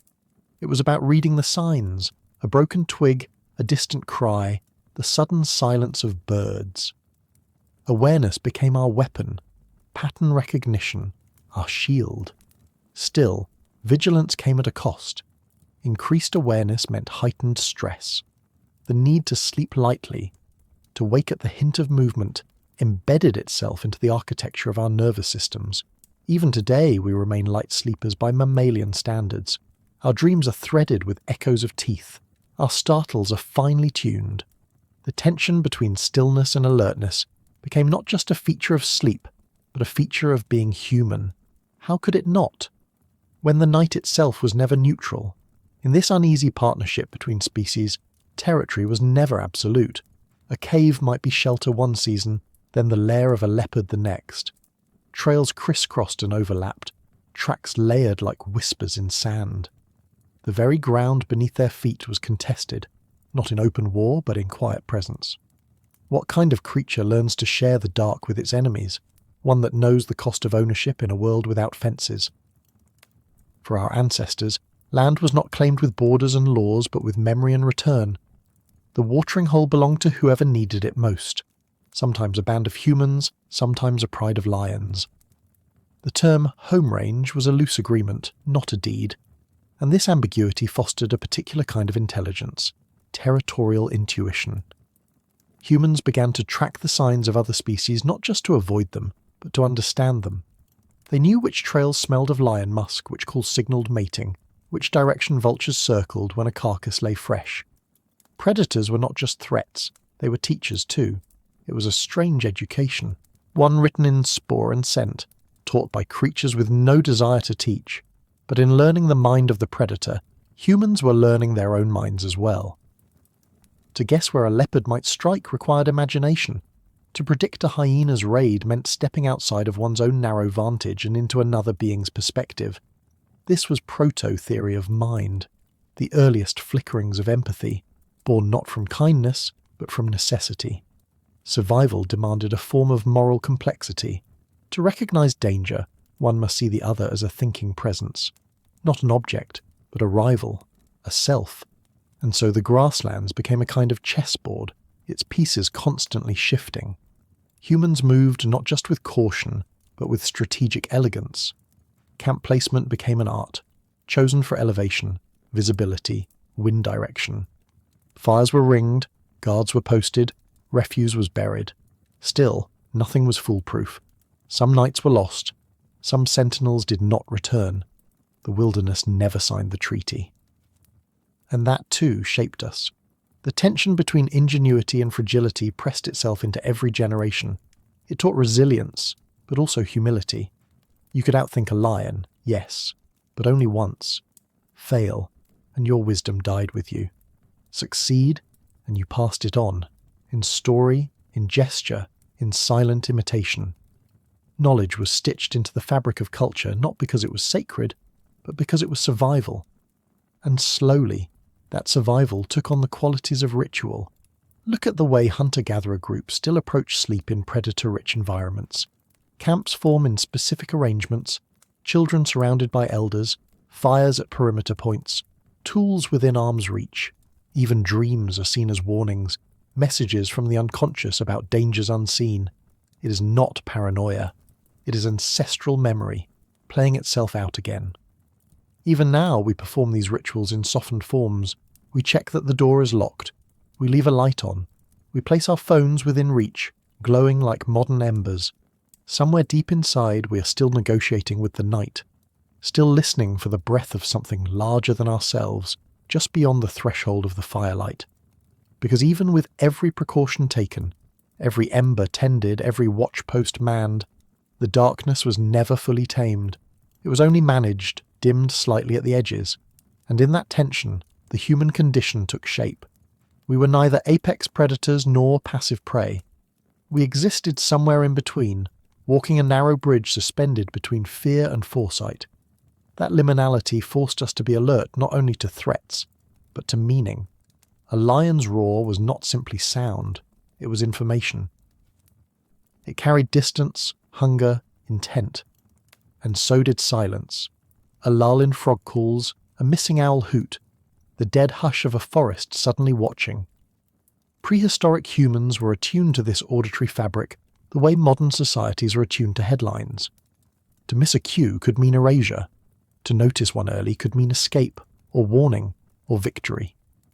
This attentiveness gave rise to a different kind of vision, not just of the eyes, but of prediction.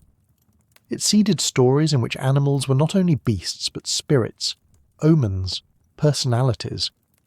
A lion might be a warrior in the sky, a hyena a trickster on the fringe of the world. These stories weren't superstition, they were pattern recognition, abstracted into myth. They allowed knowledge to travel faster than direct experience. A child who had never met a leopard could still know its habits, its dangers, its silence. And slowly something more profound happened. Predators entered the moral imagination. The leopard was not evil. The lion was not cruel. They were hungry, just as we were. They protected their young, just as we did. They stalked in shadow because evolution placed them there, just as it placed us by the fire. Prehistoric humans began to understand that survival was not a contest of right versus wrong, but of need versus need. This was the beginning of reverence. Not worship in the religious sense, but a kind of ethical awe. To kill a predator, even in defense, was not done lightly. Skins were kept, bones arranged. There are burial sites that suggest symbolic treatment of dangerous animals, their remains positioned with intention, perhaps even respect. These were not trophies, they were acknowledgements. A nod across the species line, and in this recognition, this uneasy kinship, something else stirred, the roots of compassion. Because to understand your enemy as like yourself is to open the door to empathy. Not sympathy necessarily, not forgiveness, but perspective. And that perspective is the foundation of ethics, of seeing value in other lives, even those that threaten your own. So the night was not merely a backdrop for fear. It was a school for complexity. In its lessons, humans were taught to walk carefully through a moral landscape shaped by hunger, by instinct, by the unblinking gaze of another creature who simply wanted to live, just like us. And that recognition, that predators too carried their own burdens of survival, began to change how early humans engaged with the world. They started to see themselves as part of an intricate and brutal balance, not separate from it. Sleep, once merely a reprieve from exhaustion, became something else, a gesture of faith, not faith in safety, but in coexistence, that for this night the terms of the truce would hold, that each participant in the ecosystem would play their part, and dawn would come without violation. But even in those uneasy pacts, vigilance never ceased. Some nights brought broken agreements, a child gone from a sleeping ring, bones left just outside the firelight, the roar that came too close, too fast. These were reminders that nature has no memory. It does not owe us patterns. It resets itself every dusk. What worked one night might not work the next. And so, adaptation became ritual, and ritual became culture. This culture was not only about defense. It was about understanding. Early humans developed an uncanny ability to read landscapes, to map not just terrain, but potential. A clearing was judged not only for its openness, but for sound reflection, wind drift, visibility at twilight. A cave's worth was measured by airflow, drainage, echoes. The landscape was not inert. It was alive with implications, risks, and messages. To sleep safely was not only about where you were, it was about what you knew, and what you knew was always shared. Knowledge hoarded was knowledge wasted. A single overlooked hyena trail could mean devastation, and so memory became collective. Wisdom was passed not just in speech, but in behaviour. Where to walk, where not to walk, when to fall silent, when to move. This silent pedagogy formed the basis of early education, not facts, but orientation. Children didn't learn through instruction. They learned by absorption, by watching who survived and how. And so the night was filled not only with danger, but with meaning. It was the time of teaching, of listening, of remembering the names of animals, the way they moved, the shape of their scat, the arc of their calls across the trees. Storytelling around the fire didn't just entertain, it encoded information. Fables of clever prey and noble hunters were mnemonic devices, moral frameworks and survival manuals all at once. The more predators we studied, the more we became like them, not in hunger, but in strategy. The same attentiveness that made the lion a master stalker made us master planners. Where they waited for the right moment to pounce, we waited for the right season to move. Where they marked territory with scent, we marked it with memory. Our tactics grew longer, our range wider, our alliances stronger, and with each step forward, sleep grew a little safer, not because the danger was gone, but because we had grown into it, not above it, within it. Because the human story has never been one of conquest over nature, not truly. It is a story of entanglement, of uneasy cooperation between those who dream by the fire and those who prowl beyond its light. For every measure of security we gained, we inherited a new kind of responsibility. The predators taught us how to watch, how to think, how to move through the world with attention sharpened to meaning. And in their shadow, we learned humility, the understanding that no intelligence, not even our own, could escape the logic of hunger and survival. As the millennia passed, this relationship deepened into myth. Lions became kings, snakes became symbols of renewal, hyenas, once the nightmare scavengers, grew into tricksters, half feared, half revered. We began to tell stories not of destruction, but of balance, of the necessary darkness that keeps the light honest. To live was not to eliminate the threat, but to acknowledge it, to see in the eyes of the predator the reflection of our own will to live. In a sense, the entire human mind was shaped in negotiation with these beings. The amygdala, that almond-shaped sentinel of fear, learned to anticipate rather than merely react. The prefrontal cortex, our seat of reasoning, evolved to calculate risk and reward in a world where one misstep meant annihilation. Our empathy, our moral imagination, even our creativity, all of it honed in response to the relentless, elegant logic of nature. And yet, for all our learning, the dialogue never ended. Even when our ancestors built palisades and settlements, even when the wild retreated to the edges of maps, the memory of that dialogue persisted. We see it in our dreams still, in the archetypal chase, the looming shadow, the teeth that never quite reach us before we wake. These are not random fears. They are messages from the deep past, echoing the nights when our species first bargained with the dark. Predators remain with us not as enemies, but as reminders, that the line between hunter and hunted is thin, that vigilance is a form of respect, that comfort when it comes is a fragile privilege. The lions that once circled our camps now circle our imagination. They live in our stories, our films, our symbols. They remind us that every sanctuary, even this modern one of walls and lamps, was built on an ancient tension that still hums beneath the skin. So when you close your eyes tonight, know that the safety you feel is a temporary inheritance, a peace negotiated by countless generations who watched the horizon for glowing eyes. The night has always listened, always waited, and still, somewhere in the vastness of the savannah under the same sky our ancestors knew, a lion exhales into the dark. And for a brief, eternal moment, both species, watcher and watched, share the same breath. The night, once a kingdom ruled by claws and silence, began to speak in human tongues. Where once there was only the breath of wind in the grasses and the distant coughing growl of a lion, there now rose something strange and fragile. A song. Not a melody as we know it, but a rhythm of feet stamping in firelight, of voices echoing into the vast dark with tones of grief, joy, defiance.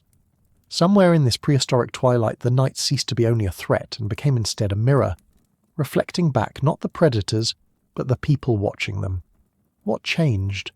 What ancient leap of imagination first dared to pour meaning into the shadows? Picture a circle of figures, illuminated from below by flickering embers, their bodies painted in ochre and ash. The fire crackles. Sparks leap like insects into the air, and surrounding them, an unbroken wall of darkness, thick and impenetrable. But inside this radius of light something begins. a chant slow and low builds into rhythm. Feet strike the dirt in unison. Hands slap bark or stone, eyes flicker with the kind of knowing only found at the edge of exhaustion and awe. This is not just survival, this is communion, a ritual, an offering to the night, or perhaps a way of taming it, not with weapons, but with meaning. Why did we begin to sing into the dark?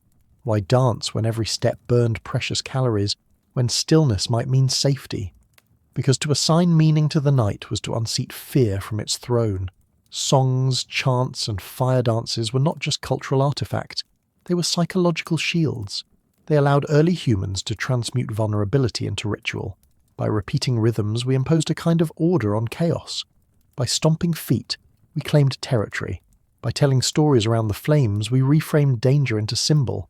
The leopard not just a beast, but a spirit. The jackal not just a scavenger, but a messenger. These weren't just stories. They were maps of the invisible, frameworks through which the unknown became narratable. And in creating these shared ceremonies, something new emerged. Intimacy. The night was no longer a space we merely endured. It became a space we shared. Its darkness made the light seem warmer, the voices closer, the faces more expressive. Fear did not vanish, it transformed. Instead of isolating individuals in silent dread, it gathered them together in a bond of mutual attention.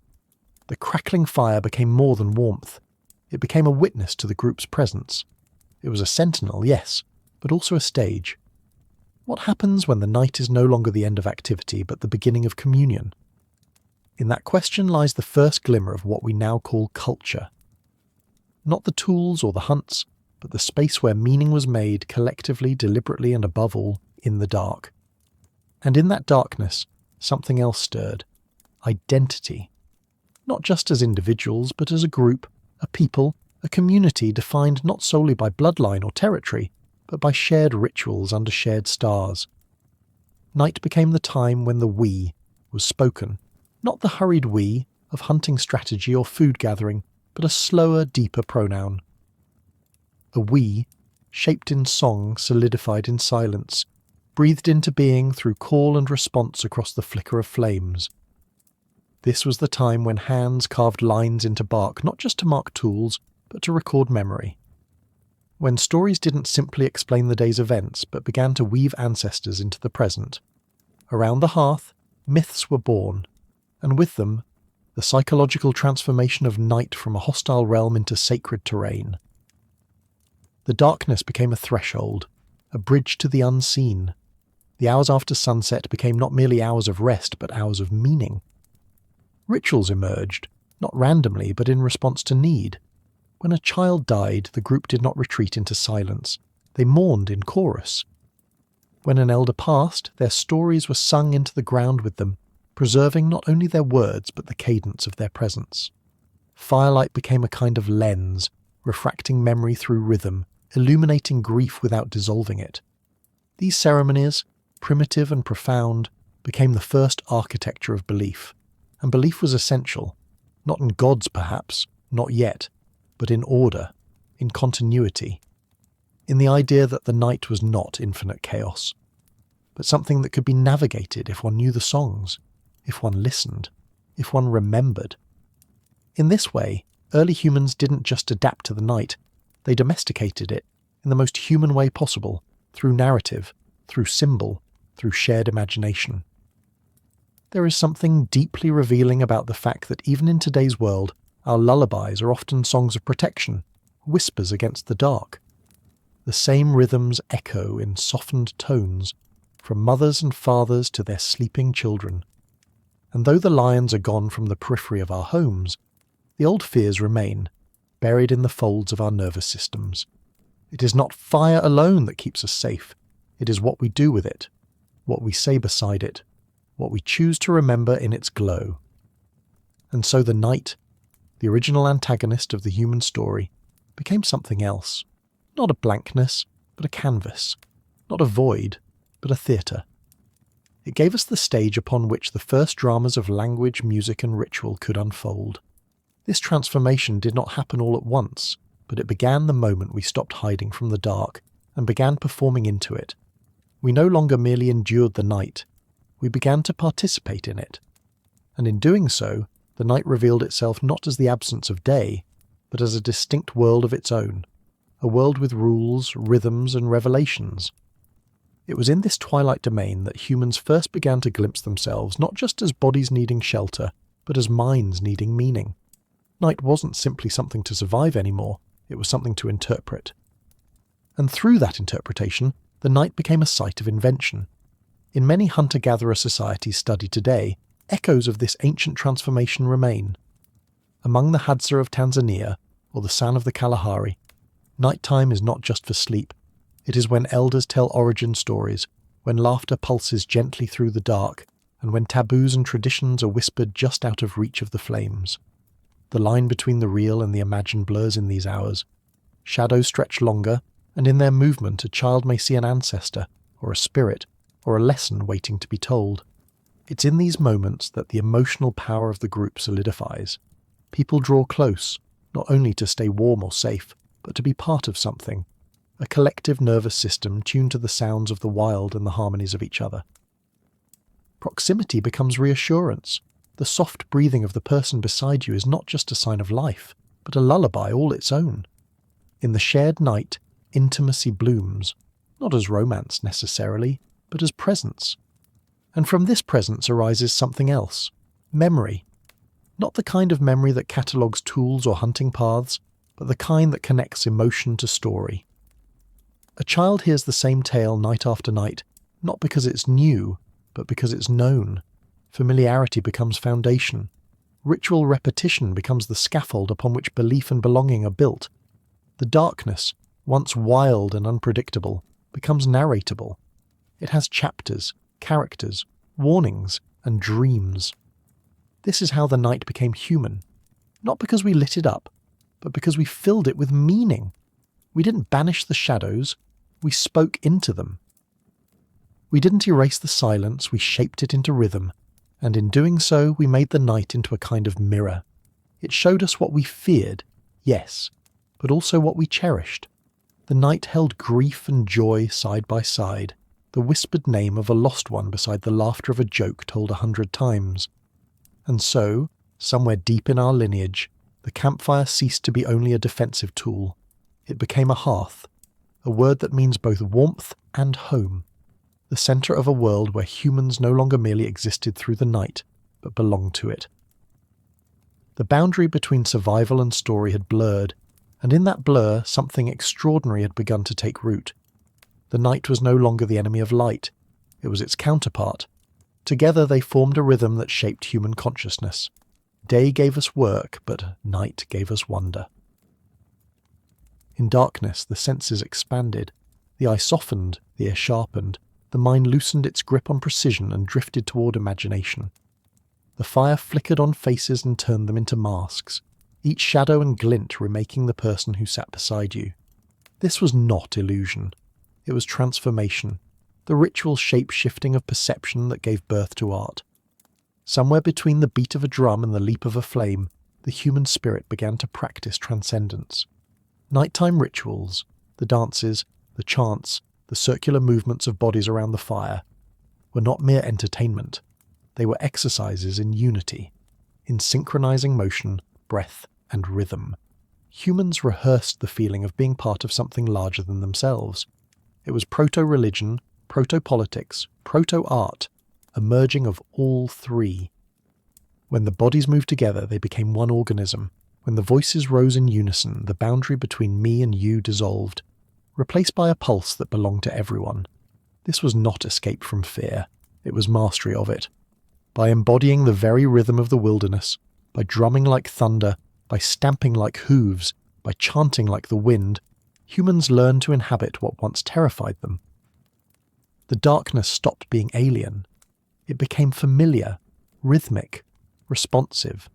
The night became ours not because we conquered it, but because we learned to move in harmony with it. Archaeological traces tell fragments of this story. Pigments ground into powder, stones arranged in concentric circles, bones that ringed ancient fire pits in deliberate symmetry, all suggest a species experimenting with pattern, with repetition. with sacred geometry. And through those acts, cognition itself was changing. The brain that once trembled at rustling grass was now composing rhythm, visualizing form, remembering melody. Neural pathways that had once been devoted solely to vigilance were being rewired for creativity. And with creativity came connection. The night was no longer merely about safety. It became the site of social architecture. Bonds deepened around the fire. Arguments softened in the glow. Hierarchies blurred. Even silence shared in such intimacy became a kind of communication, a mutual acknowledgement of belonging. This was the psychological hearth that would later expand into villages, temples, and cities. The fire circle was the first city, the first cathedral, the first parliament. All of civilization's blueprints began there, in the hum of voices against the quiet expanse of stars. What had begun as survival had become celebration. By giving the night shape and story, humans gave themselves one too. The fear that once scattered us into the shadows now gathered us together, and in that gathering something ineffable was born. Culture as comfort, meaning as light. But it was more than comfort. It was identity. In those quiet, glowing hours, long before history was carved into stone or scratched into clay, humans became narrators of themselves, and in doing so, they became something new, beings who could outlast fear by transforming it. The predator's shadow still lingered beyond the firelight, but it no longer defined the edge of awareness. What defined it instead were the songs, not of triumph, but of presence. Of being here, together. Even today, the residual structures of those ancient nights endure, in our bedtime stories, in the warm hush of candlelit rooms, in the way we whisper when we talk in the dark, not out of fear, but reverence. We are descendants of the night not just biologically but symbolically. The very shape of our inner world, our dreams, our longings, our sense of belonging, was forged in that primordial dusk, in those circles of warmth and sound carved into the wilderness. And just as night was once feared for its silence, it became sacred for it. A silence unlike that of day, not empty, but expectant. The kind of quiet that listens, that holds space for memory, for mystery, for things that do not need to be explained. Here, firelight didn't just warm the skin, it illuminated the psyche. It made visible the invisible architecture of meaning, the unspoken laws of kinship, the emotional maps passed down in voice and gesture. This was when the night became human, not because we bent it to our will, but because we let it shape us. We accepted its invitation to listen, to imagine, to reflect, to become more than flesh-seeking shelter. We became creatures of pattern, of vision, of shared myth. The ones who could look into darkness and not only survive it, but see something sacred there. And perhaps this is the most astonishing part, that through the forging of fire and the weaving of story, humans did not escape nature. We entered deeper into it. The night did not disappear. The stars remained distant and cold. The dangers beyond the campfire did not vanish. But our relationship to them changed. We saw not just threat, but pattern. Not just danger, but drama. And in that transformation, the night became not only habitable, but holy. So we return, in the deepest hours of sleep, to that ancient circle, not in body, but in mind. Every dream that wanders into mythic terrain, every tale whispered under blankets, every breath held in the dark as a story unfolds, these are echoes of that first human night. A night made not of silence, but of song. And so, we close our eyes, not because we have nothing to fear, but because we have chosen to trust the dark, not just with our bodies, but with our stories.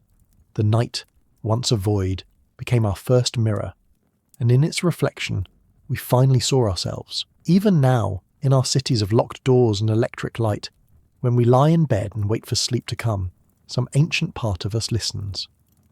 Beneath the quiet hum of modern life, a primal alertness stirs. The creak of a floorboard, the rustle of wind, these stirrings are magnified by minds that once slept in open landscapes, ringed by flame, surrounded by darkness that hid teeth and claws. Why do we wake without cause in the middle of the night? Why does our breath sometimes quicken at shadows we rationally dismiss? The answer like so much of what we carry in our bodies, is not new. It is very, very old. Long before clocks or schedules, before mattress coils or melatonin, sleep was not a singular, continuous event. It was divided, rhythmic, and deeply social. What modern science now calls biphasic sleep was once the norm. People, whether the hunter-gatherers of ancient Africa or the villagers of pre-industrial Europe, did not simply fall into darkness for 8 uninterrupted hours. They slept in phases with a long interval of wakefulness in the middle of the night. This first and second sleep, as it came to be known, created a pocket of time at midnight for thought, for whispering, for tending the fire, and sometimes for prayer. What was happening during these silent hours? Chronobiologists, those who study the body's internal rhythms, have found that our sleep architecture still bears the imprint of this ancestral pattern. In darkness unbroken by artificial light, the human body naturally slips into segmented rest. Melatonin rises with dusk, peaks in the first hours of slumber, and dips again, inviting a natural interlude of waking, before climbing once more toward morning's final dreams. It is as though our biology remembers something civilization has forgotten. But what prompted this rhythm to emerge in the first place? Why would nature select for a sleep that breaks itself in two? To answer that, we must return not only to biology, but to fear. In the African Pleistocene, where our ancestors first shaped the patterns of their lives, uninterrupted sleep was not always a luxury one could afford. The stillness of a whole group, all at once, would have been dangerous. Division of rest, some waking, some dreaming, created a social mosaic of safety. One stirring body might disturb a leopard's silent approach. One pair of open eyes might be enough to avert disaster. This is not just poetic imagining. It is encoded in our disorders. Sleep scientists now understand that conditions like insomnia, night terrors, and early waking are not always malfunctions. They are echoes. The insomniac who wakes at 3 a.m. might not be broken. They might be responding to a mismatch between ancient rhythms and modern schedules. We are tuned to a nocturnal world that no longer exists, haunted by threats that no longer prowl our suburbs, but still patrol the landscapes of our dreams. And if so, what else lingers in the folds of our rest? What ancestral alarms still ring in the silence? To answer that, we must look inward, into the very architecture of the sleeping brain. For while the fire has been replaced by lamplight and the forest by apartment walls, the neural watchtower remains. Deep in the midbrain lies the amygdala, an ancient sentinel of emotion, tuned above all else to danger. During sleep, its activity does not disappear. In fact, during certain phases, it flares. Modern imaging shows that REM sleep, the realm of dreams, is not rest in the pure sense. It is rehearsal. The mind simulates threat, loss, pursuit. It plays out what the waking body fears to face. It's easy to dismiss nightmares as meaningless phantoms, but they are in many ways survival drills. Studies of people suffering from PTSD or even ordinary anxiety show that their dreamscapes replay primal fears, being hunted, trapped, chased, immobilized. These are not random creations of a restless mind. They are artifacts of evolution, as precise as footprints in dust. The predator may be gone, but the circuitry it awakened remains vigilant. When we jolt awake, heart racing, breath shallow, we are not maladapted. We are remembering. We are enacting the same neural choreography that kept our ancestors alive in the grasslands. In this sense, sleep is not the opposite of vigilance. It is vigilance in disguise. Our bodies shift into a kind of dual consciousness, resting yet alert, vulnerable yet defended. Even in deep sleep, our auditory systems monitor the environment for irregular patterns. A parent may sleep through passing traffic, yet wake instantly to a baby's whimper. A sound that signals threat cuts through unconsciousness like a blade. Safety, or its absence, is the invisible governor of rest. This is why the human brain never truly turns off. Unlike hibernating mammals, we remain half listening, half dreaming. When the night feels safe, when warmth, proximity, and trust cradle the senses, the body allows itself to descend into longer, deeper cycles.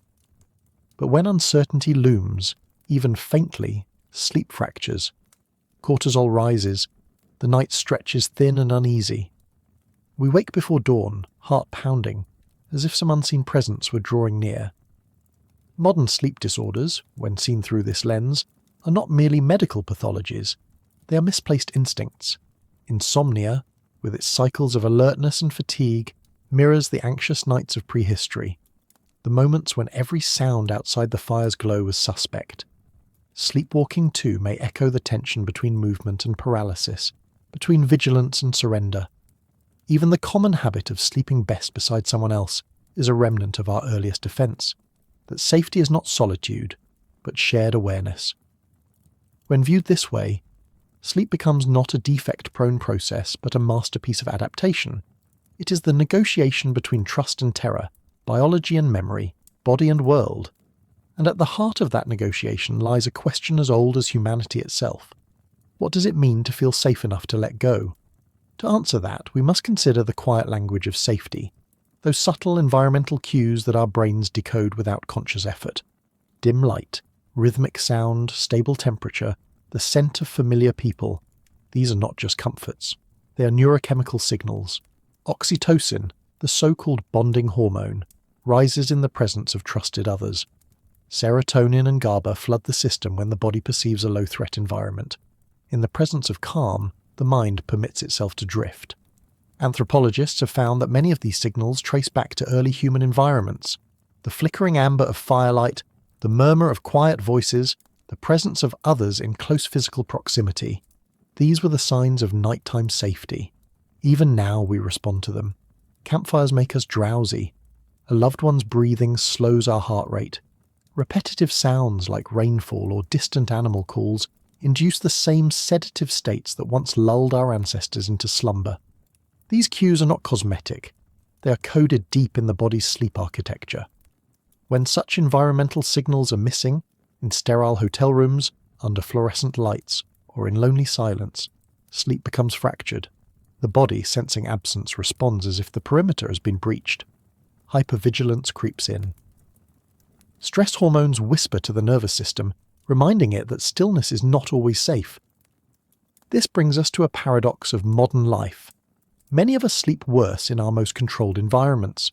Behind locked doors and beneath synthetic bedding, we are more secure than Homo erectus ever was, and yet we are often more restless. That paradox reveals something profound. Sleep, it turns out, is not simply about physical safety. It's about perceived safety, and perception is built on ancient expectations.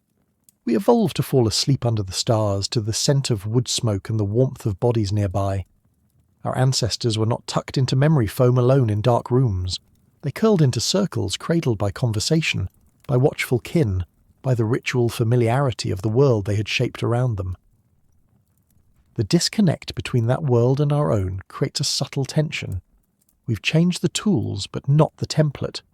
It is no surprise, then, that some of the most effective sleep therapies today, from weighted blankets to ambient noise machines, are, in essence, attempts to mimic ancestral conditions. A soft weight simulates the touch of others. White noise recalls the hum of insects, wind, or waves. Darkness, once feared, now becomes therapeutic, but only when balanced by the reassurance of constancy.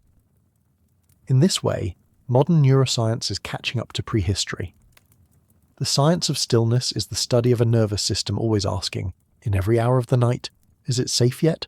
Can I rest now? Is someone else watching while I dream? That simple question lies at the centre of our evolutionary sleep story. A question not of information, but of faith. The body does not require certainty to rest. It only needs confidence. And confidence, in the prehistoric night, often took the shape of another human presence. That is why the design of our sleep still tilts toward the communal. Infants sleep better with skin-to-skin contact. Couples often synchronize their sleep phases without trying. Even in solitude, many of us fill the space with the illusion of another. A podcast, a television left on low volume, a pet curled near our feet. All of this suggests that sleep is not just a biological state, it is a relational state. The body is calmed not only by internal cues, but by external signals that say, you're not alone. In this light, the legacy of night sentinels becomes more than a survival tactic. It becomes the foundation of trust. And trust, neuroscientists now know, plays a measurable role in sleep quality. When people feel socially secure, they fall asleep faster. remain asleep longer, and experience more restorative cycles. The anthropological echoes are clear. In Hadza camps and other contemporary hunter-gatherer groups, researchers observe a kind of rolling vigilance. Someone is always awake, whether tending a child, stoking a fire, or simply lying quietly at the edge of the group. The presence of even one alert individual is enough to lower collective stress markers. This is what evolution has encoded into our neurobiology. Not independence, but interdependence.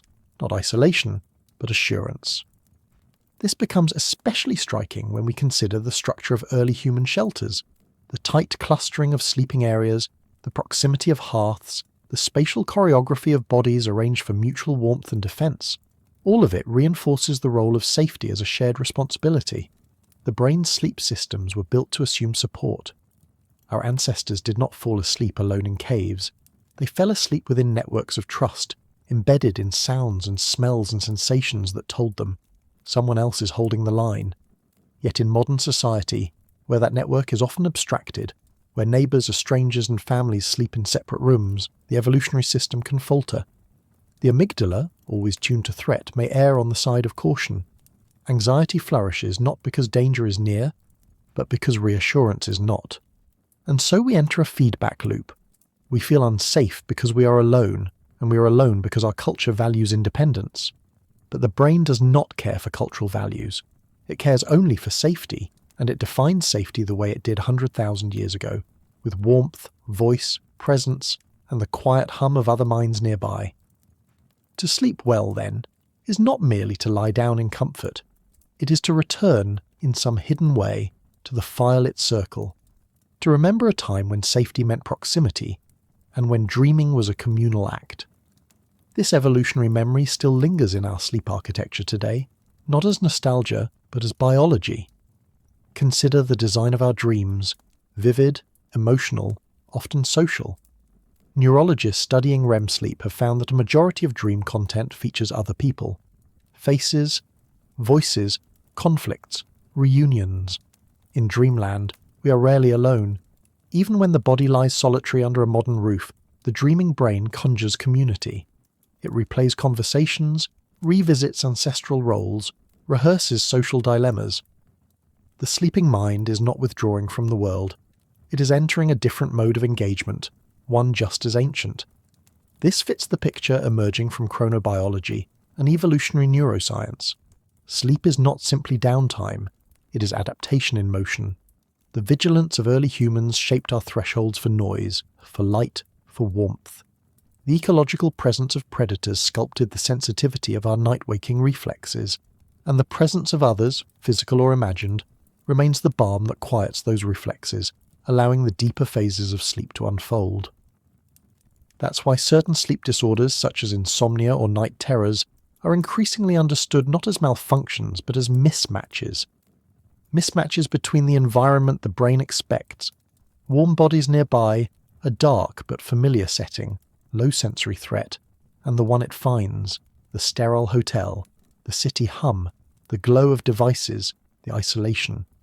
These are not inherently dangerous, but they violate a deep template etched across millennia. You are safe only when the world feels known and held. So, in a quiet room tonight, consider this. Your struggle to fall asleep may not be a personal failure.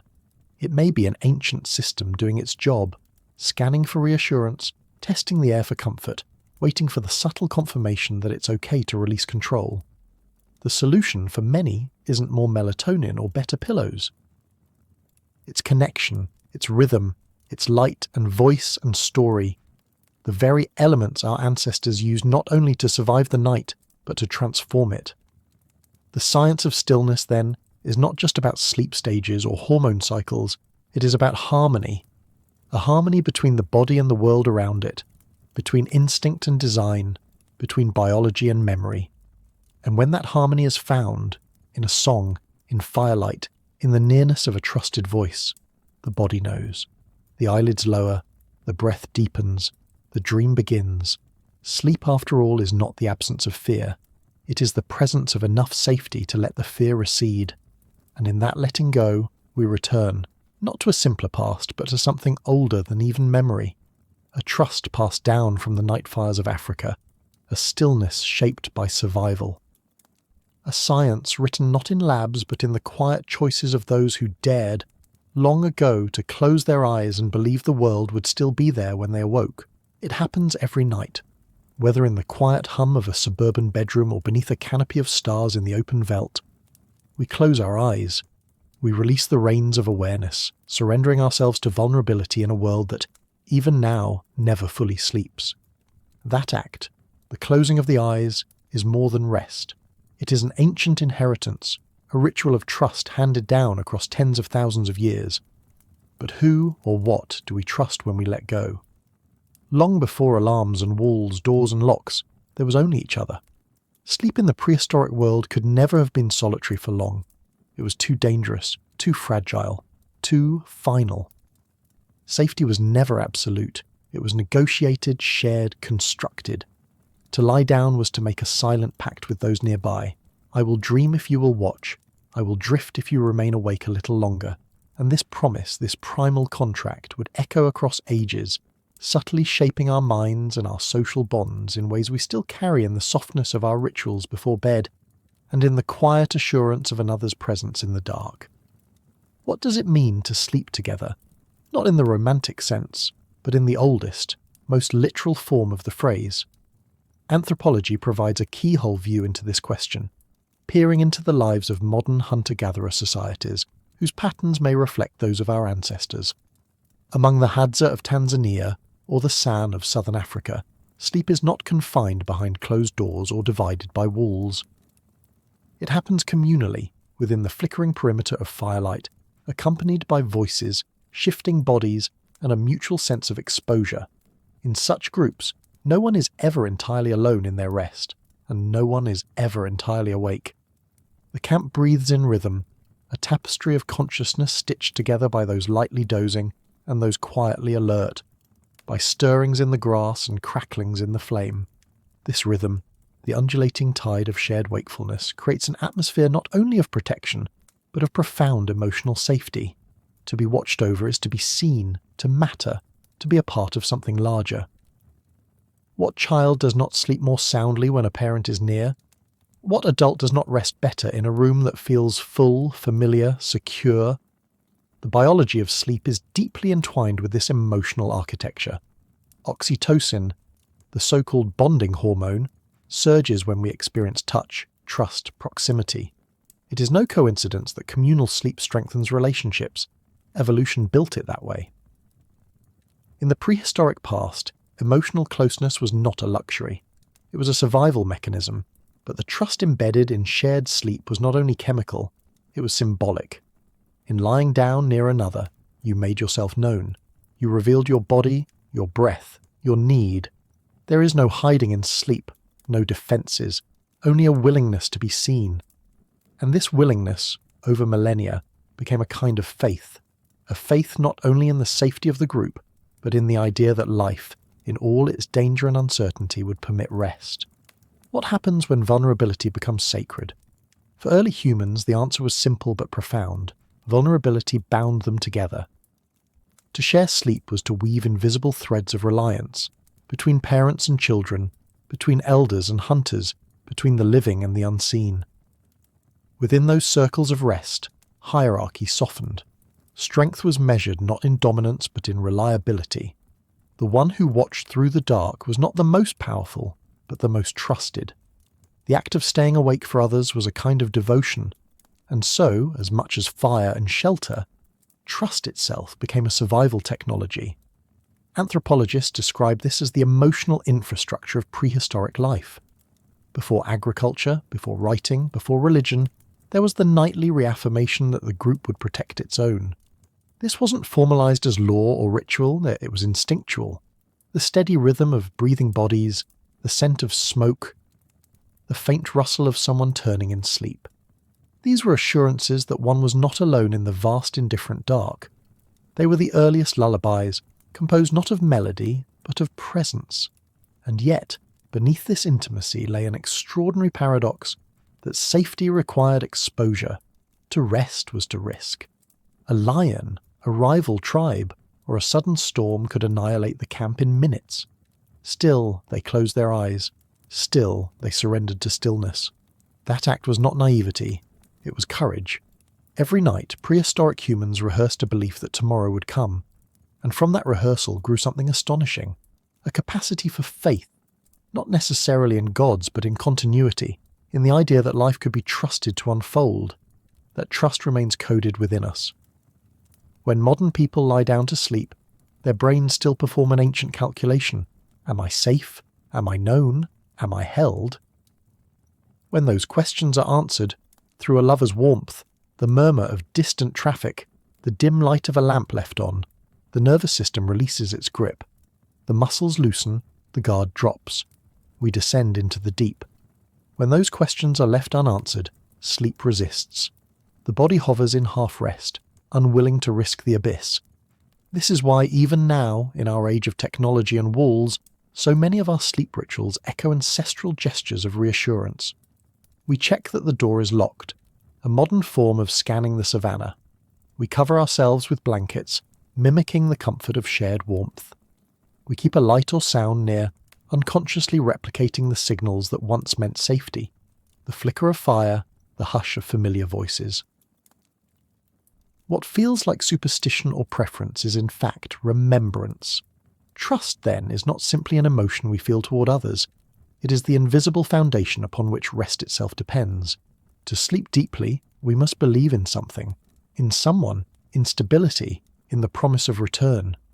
The body cannot surrender where the heart does not believe, and in that surrender lies the most human truth of all, that to rest is to love the world enough to let it go, even for a few hours. This quiet relinquishment of control, of vigilance, of certainty, stands at the heart of the human condition. Other species sleep, of course. Birds tuck their heads under wings. Lions sprawl lazily through the heat of the day. But no other animal surrenders sleep so openly in groups, across generations, and across layers of consciousness, filled with dreams, with stories, with shared breath. For humans, sleep evolved not only as a necessity, but as a declaration of relationship, to the earth, to the night, and most profoundly, to each other. The anthropologist Carol Worthman speaks of this as the social ecology of sleep. It's a framework that challenges modern assumptions about bedrooms and solitude. In many traditional societies, sleep is not hidden or privatized. It is layered with interaction, a child murmuring in their sleep, a sibling rolling over, an elder rising to tend the fire. These moments, so easily dismissed as interruptions, are instead woven into the night's fabric, strengthening social threads that daytime cannot always repair. Arguments cooled, affection reawakened, grief shared wordlessly in the nearness of another's breath. In this way, sleep functioned as a kind of emotional glue, a time not only for rest but for recalibration. The day's friction softened in the presence of mutual vulnerability. Within the hush of communal slumber, forgiveness could take root. A new day could be born gently, not with alarms or orders, but with the slow rising of shared awareness. And here, perhaps, we find one of the oldest human experiences, lying awake, not because of fear, but because of thought, listening to the night, to the breathing of others, to the crackling of the last embers. In prehistoric camps, this half-sleep might have been common, even expected. Not a failure to rest, but an expression of care, the watcher who does not fully close their eyes, who senses movement, who remembers that sleep and protection are bound together. Such a role was not always assigned. It emerged organically, shaped by circumstance and temperament. One with lighter sleep, another who stirred easily. They became the night's quiet stewards. Their alertness wasn't seen as dysfunction, but as contribution. And though their names are lost to time, their legacy endures in us, in the insomniac who walks the quiet hallways, in the parent who rises at the slightest sound, in the partner who waits up until the other is home. Sleep, then, is not a solitary act, even when done alone. It is haunted and held by others. It carries echoes of ancient camps and invisible sentinels, and it reminds us that we were never meant to rest in total isolation. Even in silence, we reach for the breath of another, because at its core, sleep is not just the absence of wakefulness. It is a declaration. I am here, I am safe, I am yours. These are not words spoken, but words felt. etched into the body's deep memory, carved into our biology over hundreds of thousands of nights. They are the whispers beneath every yawn, every slow blink by firelight, every curled position on a woven mat. And though today's world often mistakes independence for strength, our oldest selves remember something else, that to rest is to lean, and to lean is to trust. We see the remnants of this trust even in infancy. A human baby is among the most vulnerable creatures on earth, born unable to walk, speak, or protect itself, and yet it sleeps, often for long hours. It does so not because the world is safe, but because someone makes it so. The caregiver's touch, their presence, their rhythm of care, these become the child's first map of reality. And through those early nights, the brain learns a core truth, that rest is permitted and perhaps even deserved. This learning, that the world holds us while we sleep, never truly leaves. It becomes the foundation upon which emotional health is built. Studies show that people who feel secure in their relationships tend to sleep better, longer, more deeply. It is not simply a matter of habit or lifestyle. It is a neurochemical echo of something ancient, the feeling of being held while the world recedes. Sleep, then, is a barometer of belonging. When the body cannot rest, it is often because it has lost its place, in the tribe, in the story, in the space it calls home. Long ago, if one was banished from the campfire circle, their sleep would fracture. The predators were closer, the cold more biting, but even more than that, the soul grew restless. Because to be cast out was not just a physical danger, it was a spiritual rupture. It meant you no longer had someone to stay awake while you dreamed, and so the act of welcoming another to sleep nearby became sacred. It meant something. It meant, I will share my warmth, I will adjust my rhythms to yours, I will let your fears rest beside my own. This was not romance. This was survival. This was communion. And perhaps, even now, when we invite someone to sleep next to us, a child, a friend, a lover, we're replaying a gesture older than language. We're saying, I will hold the line tonight. I will listen for the wind. I will keep the fire alive. I will hear the rustle in the grass, and if something comes, I will rise. Not because I am stronger, but because tonight it is my turn to keep you safe. Tomorrow you will do the same for me. This is the invisible pact that carried our species through millennia of danger and darkness, the quiet promise exchanged in sleep. Even now, when we lie down beneath manufactured roofs and behind locked doors, the spirit of this promise remains. It hums just beneath the silence of night. We may no longer scan the grasslands for glowing eyes, or stoke the fire with every stirring breeze, but our bodies remember. Our nervous systems still seek cues of safety before letting go. A familiar voice, the rhythm of footsteps in the next room, the hush of a partner breathing beside us, the way a blanket tucks the body like branches once did in ancient shelters. These are not accidents of comfort. They are echoes of an evolutionary covenant. Sleep has always been more than a physiological cycle. It is a ritual of faith, in one another, in our shelters, in the continuity of the world itself. Every night we close our eyes, we act on a belief that the world will still be here when we wake, that the ones we love will still be near, that chaos will not claim the dark in our absence. In this way, sleep is a kind of surrender, yes, but also an affirmation. It affirms that there is something worth returning to, and what a precious, quiet triumph that is, to be a creature capable of such trust in a world so often hostile. Our ancestors endured storms and scarcity, teeth and terror, and still they slept. Not always soundly, not always safely, but enough to dream, enough to survive, enough to sing stories into the flames and watch little ones doze in their warmth. Each time they rested, they pushed back the edge of extinction with something astonishing. Softness, vulnerability, togetherness. That legacy lives in us. In the parent checking on a child one last time before turning in. In the friend staying over after heartbreak, not saying much, just being there. In the weary traveller finding solace in the faint noise of a busy city, the pulse of life still moving. In all these acts we recognise that the human night has never truly been empty. It has always been watched over. So perhaps the lesson, whispered through eons, is not how we conquered sleep in a dangerous world, but how we entrusted one another with the care of it. A tribe that could do that, generation after generation, did more than survive. It built the foundations of empathy. It practiced intimacy long before it had words for it. It told the body, you can rest now. You're not alone. And tonight, when you curl into your sheets, when the day loosens its grip and dreams begin to bloom, know this. You are participating in a ceremony older than fire, older than walls, older than names. You are offering your breath to the quiet night and receiving in return a truth that shaped us all.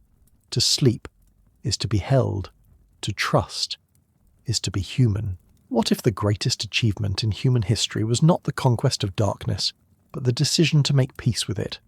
For most of our story, night was not a time. It was a presence, a cold and ancient force that arrived like the slow drawing of a cosmic curtain, swallowing detail and silencing the world's distractions. Darkness was not empty. It was full of whispers, of dangers, of imagined eyes that blinked back from the brush. It was full of endings. And yet, at some point in the deep corridors of our evolution, we chose not to flee it, but to rest inside it, to trust it, to dream within its silence. And in doing so, we became something more than clever animals carving warmth from wood and stone. We became participants in something older and larger than ourselves. In the black hours when firelight dwindled and even the watchers grew weary, there stirred a different kind of vision, not of escape or strategy, but of meaning. Sleep, once born from fatigue and fear, evolved into a portal, a surrender not of weakness but of understanding. And with every closed eyelid, a new layer of reflection unfolded, inviting us into the universal rhythm of all things that live and fade. In death, in rest, in the hush between heartbeats, night spoke of continuity. It was never the enemy. It was the medium in which we learned to hear ourselves.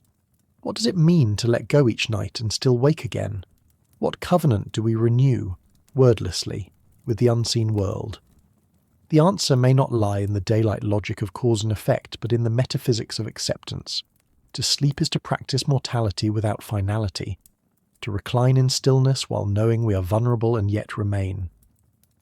This trust, first extended to the fire, then to each other, then to the shelters we built and the dreams we began to share, became the emotional grammar of civilization. Rituals emerged not just to repel danger, but to invite serenity.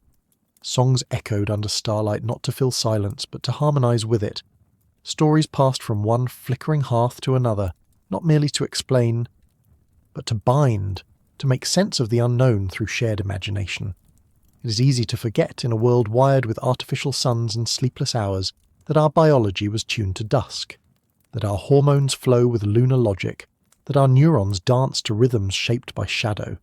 Yet the evidence is carved into every cell. Cortisol dips with darkness. Melatonin rises. Our bodies remember, even if our cities forget. But memory is not always comfort. In some, the ancient fears still echo. A startle at midnight, a paralysis just before waking, a shadow on the edge of vision. These are not dysfunctions. They are fossils. Fragments of a negotiation our ancestors made every evening with the unknown.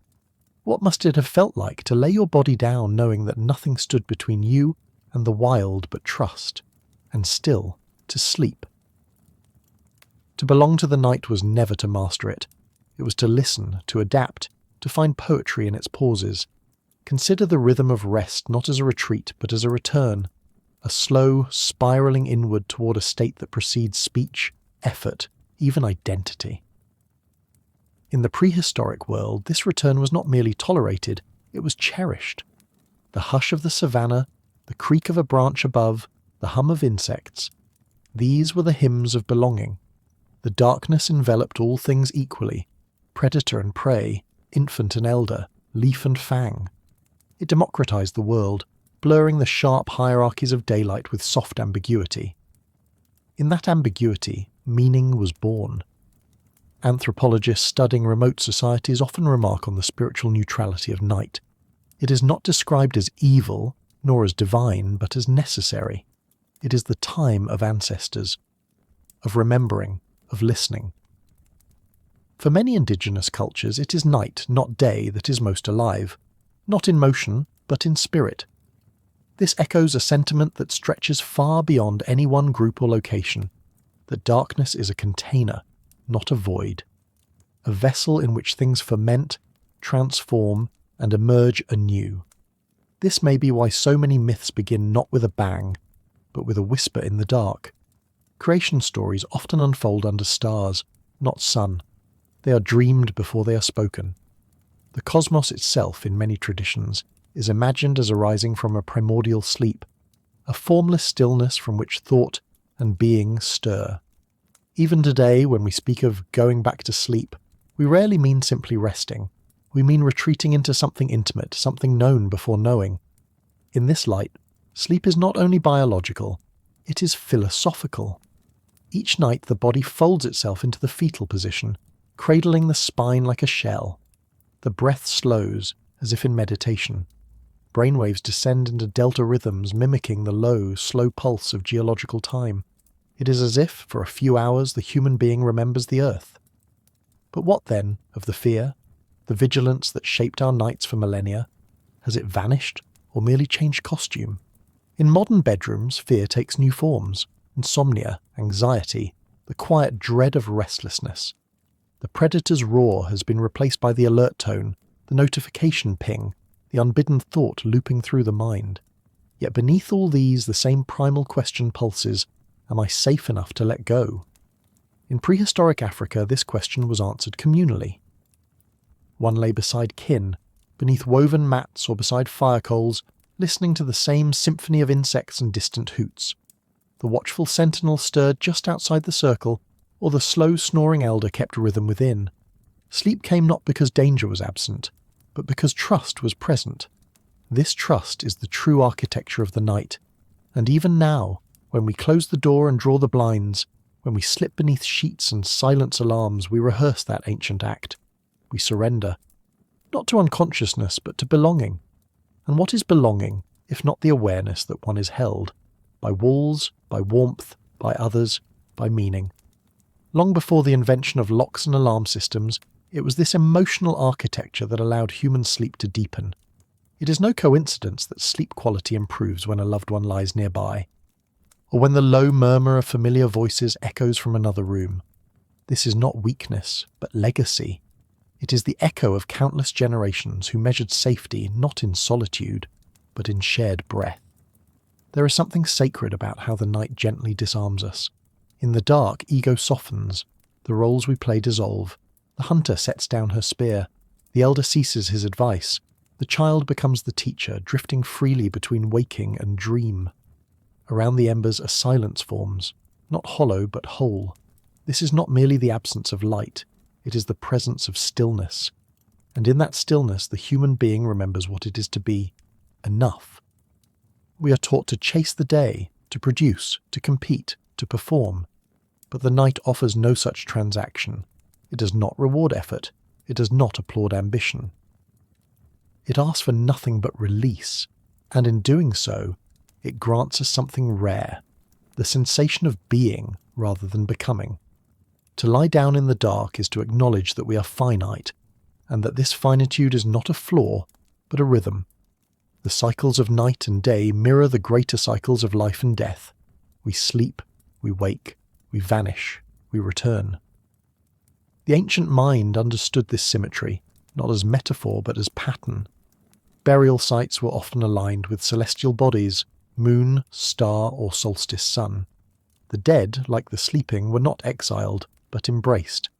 They were simply in another phase of night, another room in the same vast shelter. This is why so many early rituals were nocturnal. Not because the darkness was mysterious, but because it was honest. It did not hide mortality.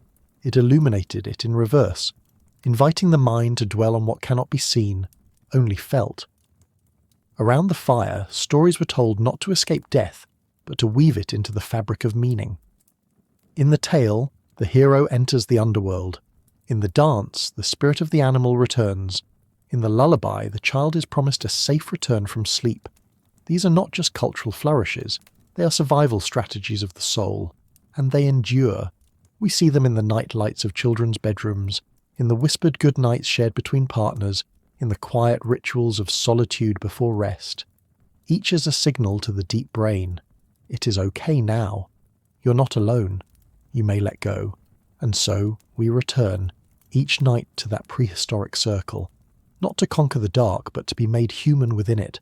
There is a humility in this, a kind of reverent bow before the unknowable. For all our advancements, we have never outgrown the night. We have merely reinterpreted it. Cities now glow with artificial suns, but the impulse remains the same, to soften the edges of what we cannot see. And yet, the deepest rest does not come from banishing darkness, but from making peace with it. In the same way that silence is not the absence of sound, but the space in which meaning can echo, night is not the absence of day. It is its counterpart, its completion. The philosopher Gaston Bachelard once wrote that night is not merely a time of lowered light, but a dimension in which the soul breathes differently. Without the distractions of daylight, the self is unguarded, and in that vulnerability lies clarity. It is no coincidence that so many revelations, spiritual, creative, emotional, arrive under the cover of darkness. The night does not distract, it invites, it listens, it waits. And perhaps this is the most enduring gift of prehistoric sleep. Not simply safety, but space. Space to reflect, to imagine, to grieve, to hope. Around those ancestral fires, early humans were not merely recovering their energy, they were shaping the very contours of thought. Myths, cosmologies, languages. These did not emerge in the bright heat of noon. They emerged in the hush of midnight, when the crackle of flame was the only punctuation, and dreams were considered visitations, not delusions. Modern science confirms what our ancestors already knew intuitively. The dreaming brain is not idle. It is alchemical. It processes emotion, experiments with possibility, stitches experience into narrative. In REM sleep, the mind rehearses without consequence, explores without fear. This function, once essential to nightly survival, anticipating threats, recalling patterns, integrating communal knowledge, is now just as crucial to our well-being. We dream not to escape life, but to remain whole within it. And so the night is not a retreat, but a return, a reconnection to the deep mammalian rhythms that shaped us. To lie down in darkness is to align with a truth older than language, that rest is not weakness, but wisdom, that surrender is not defeat, but design, that safety is not the absence of threat, but the presence of care. Today, few of us build fires before sleep. Few of us huddle in circles beneath the stars, listening for the cough of a leopard. But the echoes of those nights remain, in the way we arrange our beds, in the stories we tell before drifting off, in the instinct to reach for another human when fear stirs us awake. These are not accidents. They are memories, ancestral scripts passed down through flesh, reminding us how to belong to the dark. Because in the end, night was never the enemy. It was the teacher, and we, its dreaming students. Even now, in an age of satellites and glowing screens, of cities that never sleep and algorithms that pulse through the early hours, that ancient contract endures. Each time we close our eyes, we enact a ritual older than speech. We pause the theatre of waking life and cross a threshold, unarmed. We trust, not just in our locked doors or the walls that surround us, but in the invisible inheritance of those who came before, those who dared to rest before the world was tame. And so we sleep, not to escape life, but to deepen our place within it. Not to sever ourselves from reality, but to remember that there is more to it than light and action. There is the stillness, the surrender, the rhythm of a creature that once lay curled beside others, warm from the fire, listening to the night not with fear, but with understanding. In this final act of rest, the human being returns to its most vulnerable shape. Eyes closed, spine slack, defences lowered. The world may be wide, chaotic, uncertain, but in that moment, none of it matters. What matters is that we have somehow come to believe in safety, in tomorrow, in each other. And if there is a triumph here, a legacy of 1,000,000 nights survived, it is not in conquest, but in faith. Faith that the dark is survivable, that fear is bearable, that we are not alone. Even now our bedrooms echo with ancient rhythms. The weight of a blanket mimics the weight of another body. A partner's breath beside us slows our pulse. A child reaches out for a hand in the dark and finds it waiting. These are not modern habits. These are echoes from the first shelters, whispers from Wonderwerk, from Sibudu, from the shadowed mouths of caves where dreams first caught fire. Perhaps that is the real lesson. Not that we learned to overcome the night, but that we allowed ourselves to become part of it, to write stories in its hush, to craft songs from its silence, to let it shape our inner lives as surely as the sun sculpts our days. And as you listen now, whether deep in the folds of sleep or still hovering near its edges, know this: you are part of an unbroken chain, a lineage of sleepers, of watchers, of fire builders and dreamers. You have inherited their courage, their caution, their songs and shadows, and when you rest, truly rest, you honour them. So let the night rise around you like a tide, familiar and vast. Let it hold you as it held them, because the eternal night was never something to fear. It was always home. Thank you, fellow sapiens, for walking this long road into the eternal night, a journey through firelit dreams, vigilant hearts, and the quiet courage of those who dared to sleep in a world that watched them back. If this story helped you feel a little more wonder, or offered a moment of stillness, or stirred a new way of seeing the dark, thank you for sharing this space and this time with us. I wonder what part of this story will remain with you. A word, a feeling, a glimpse of something ancient that still lives inside you. Whether it was the image of circles of fire glowing in the wild, the silence of eyes blinking from the trees, or the reverent hush of dreams told under stars, these fragments are what connect us, soft threads across distance and time. If one of those threads caught in your mind, you're warmly invited to leave it in the comments, not for likes, but as a quiet offering to this shared circle we're weaving together. And if you'd like to follow where this night road bends next, to other hidden instincts, forgotten rituals or unspoken questions, subscribing helps you stay close to the fire. Until we meet again,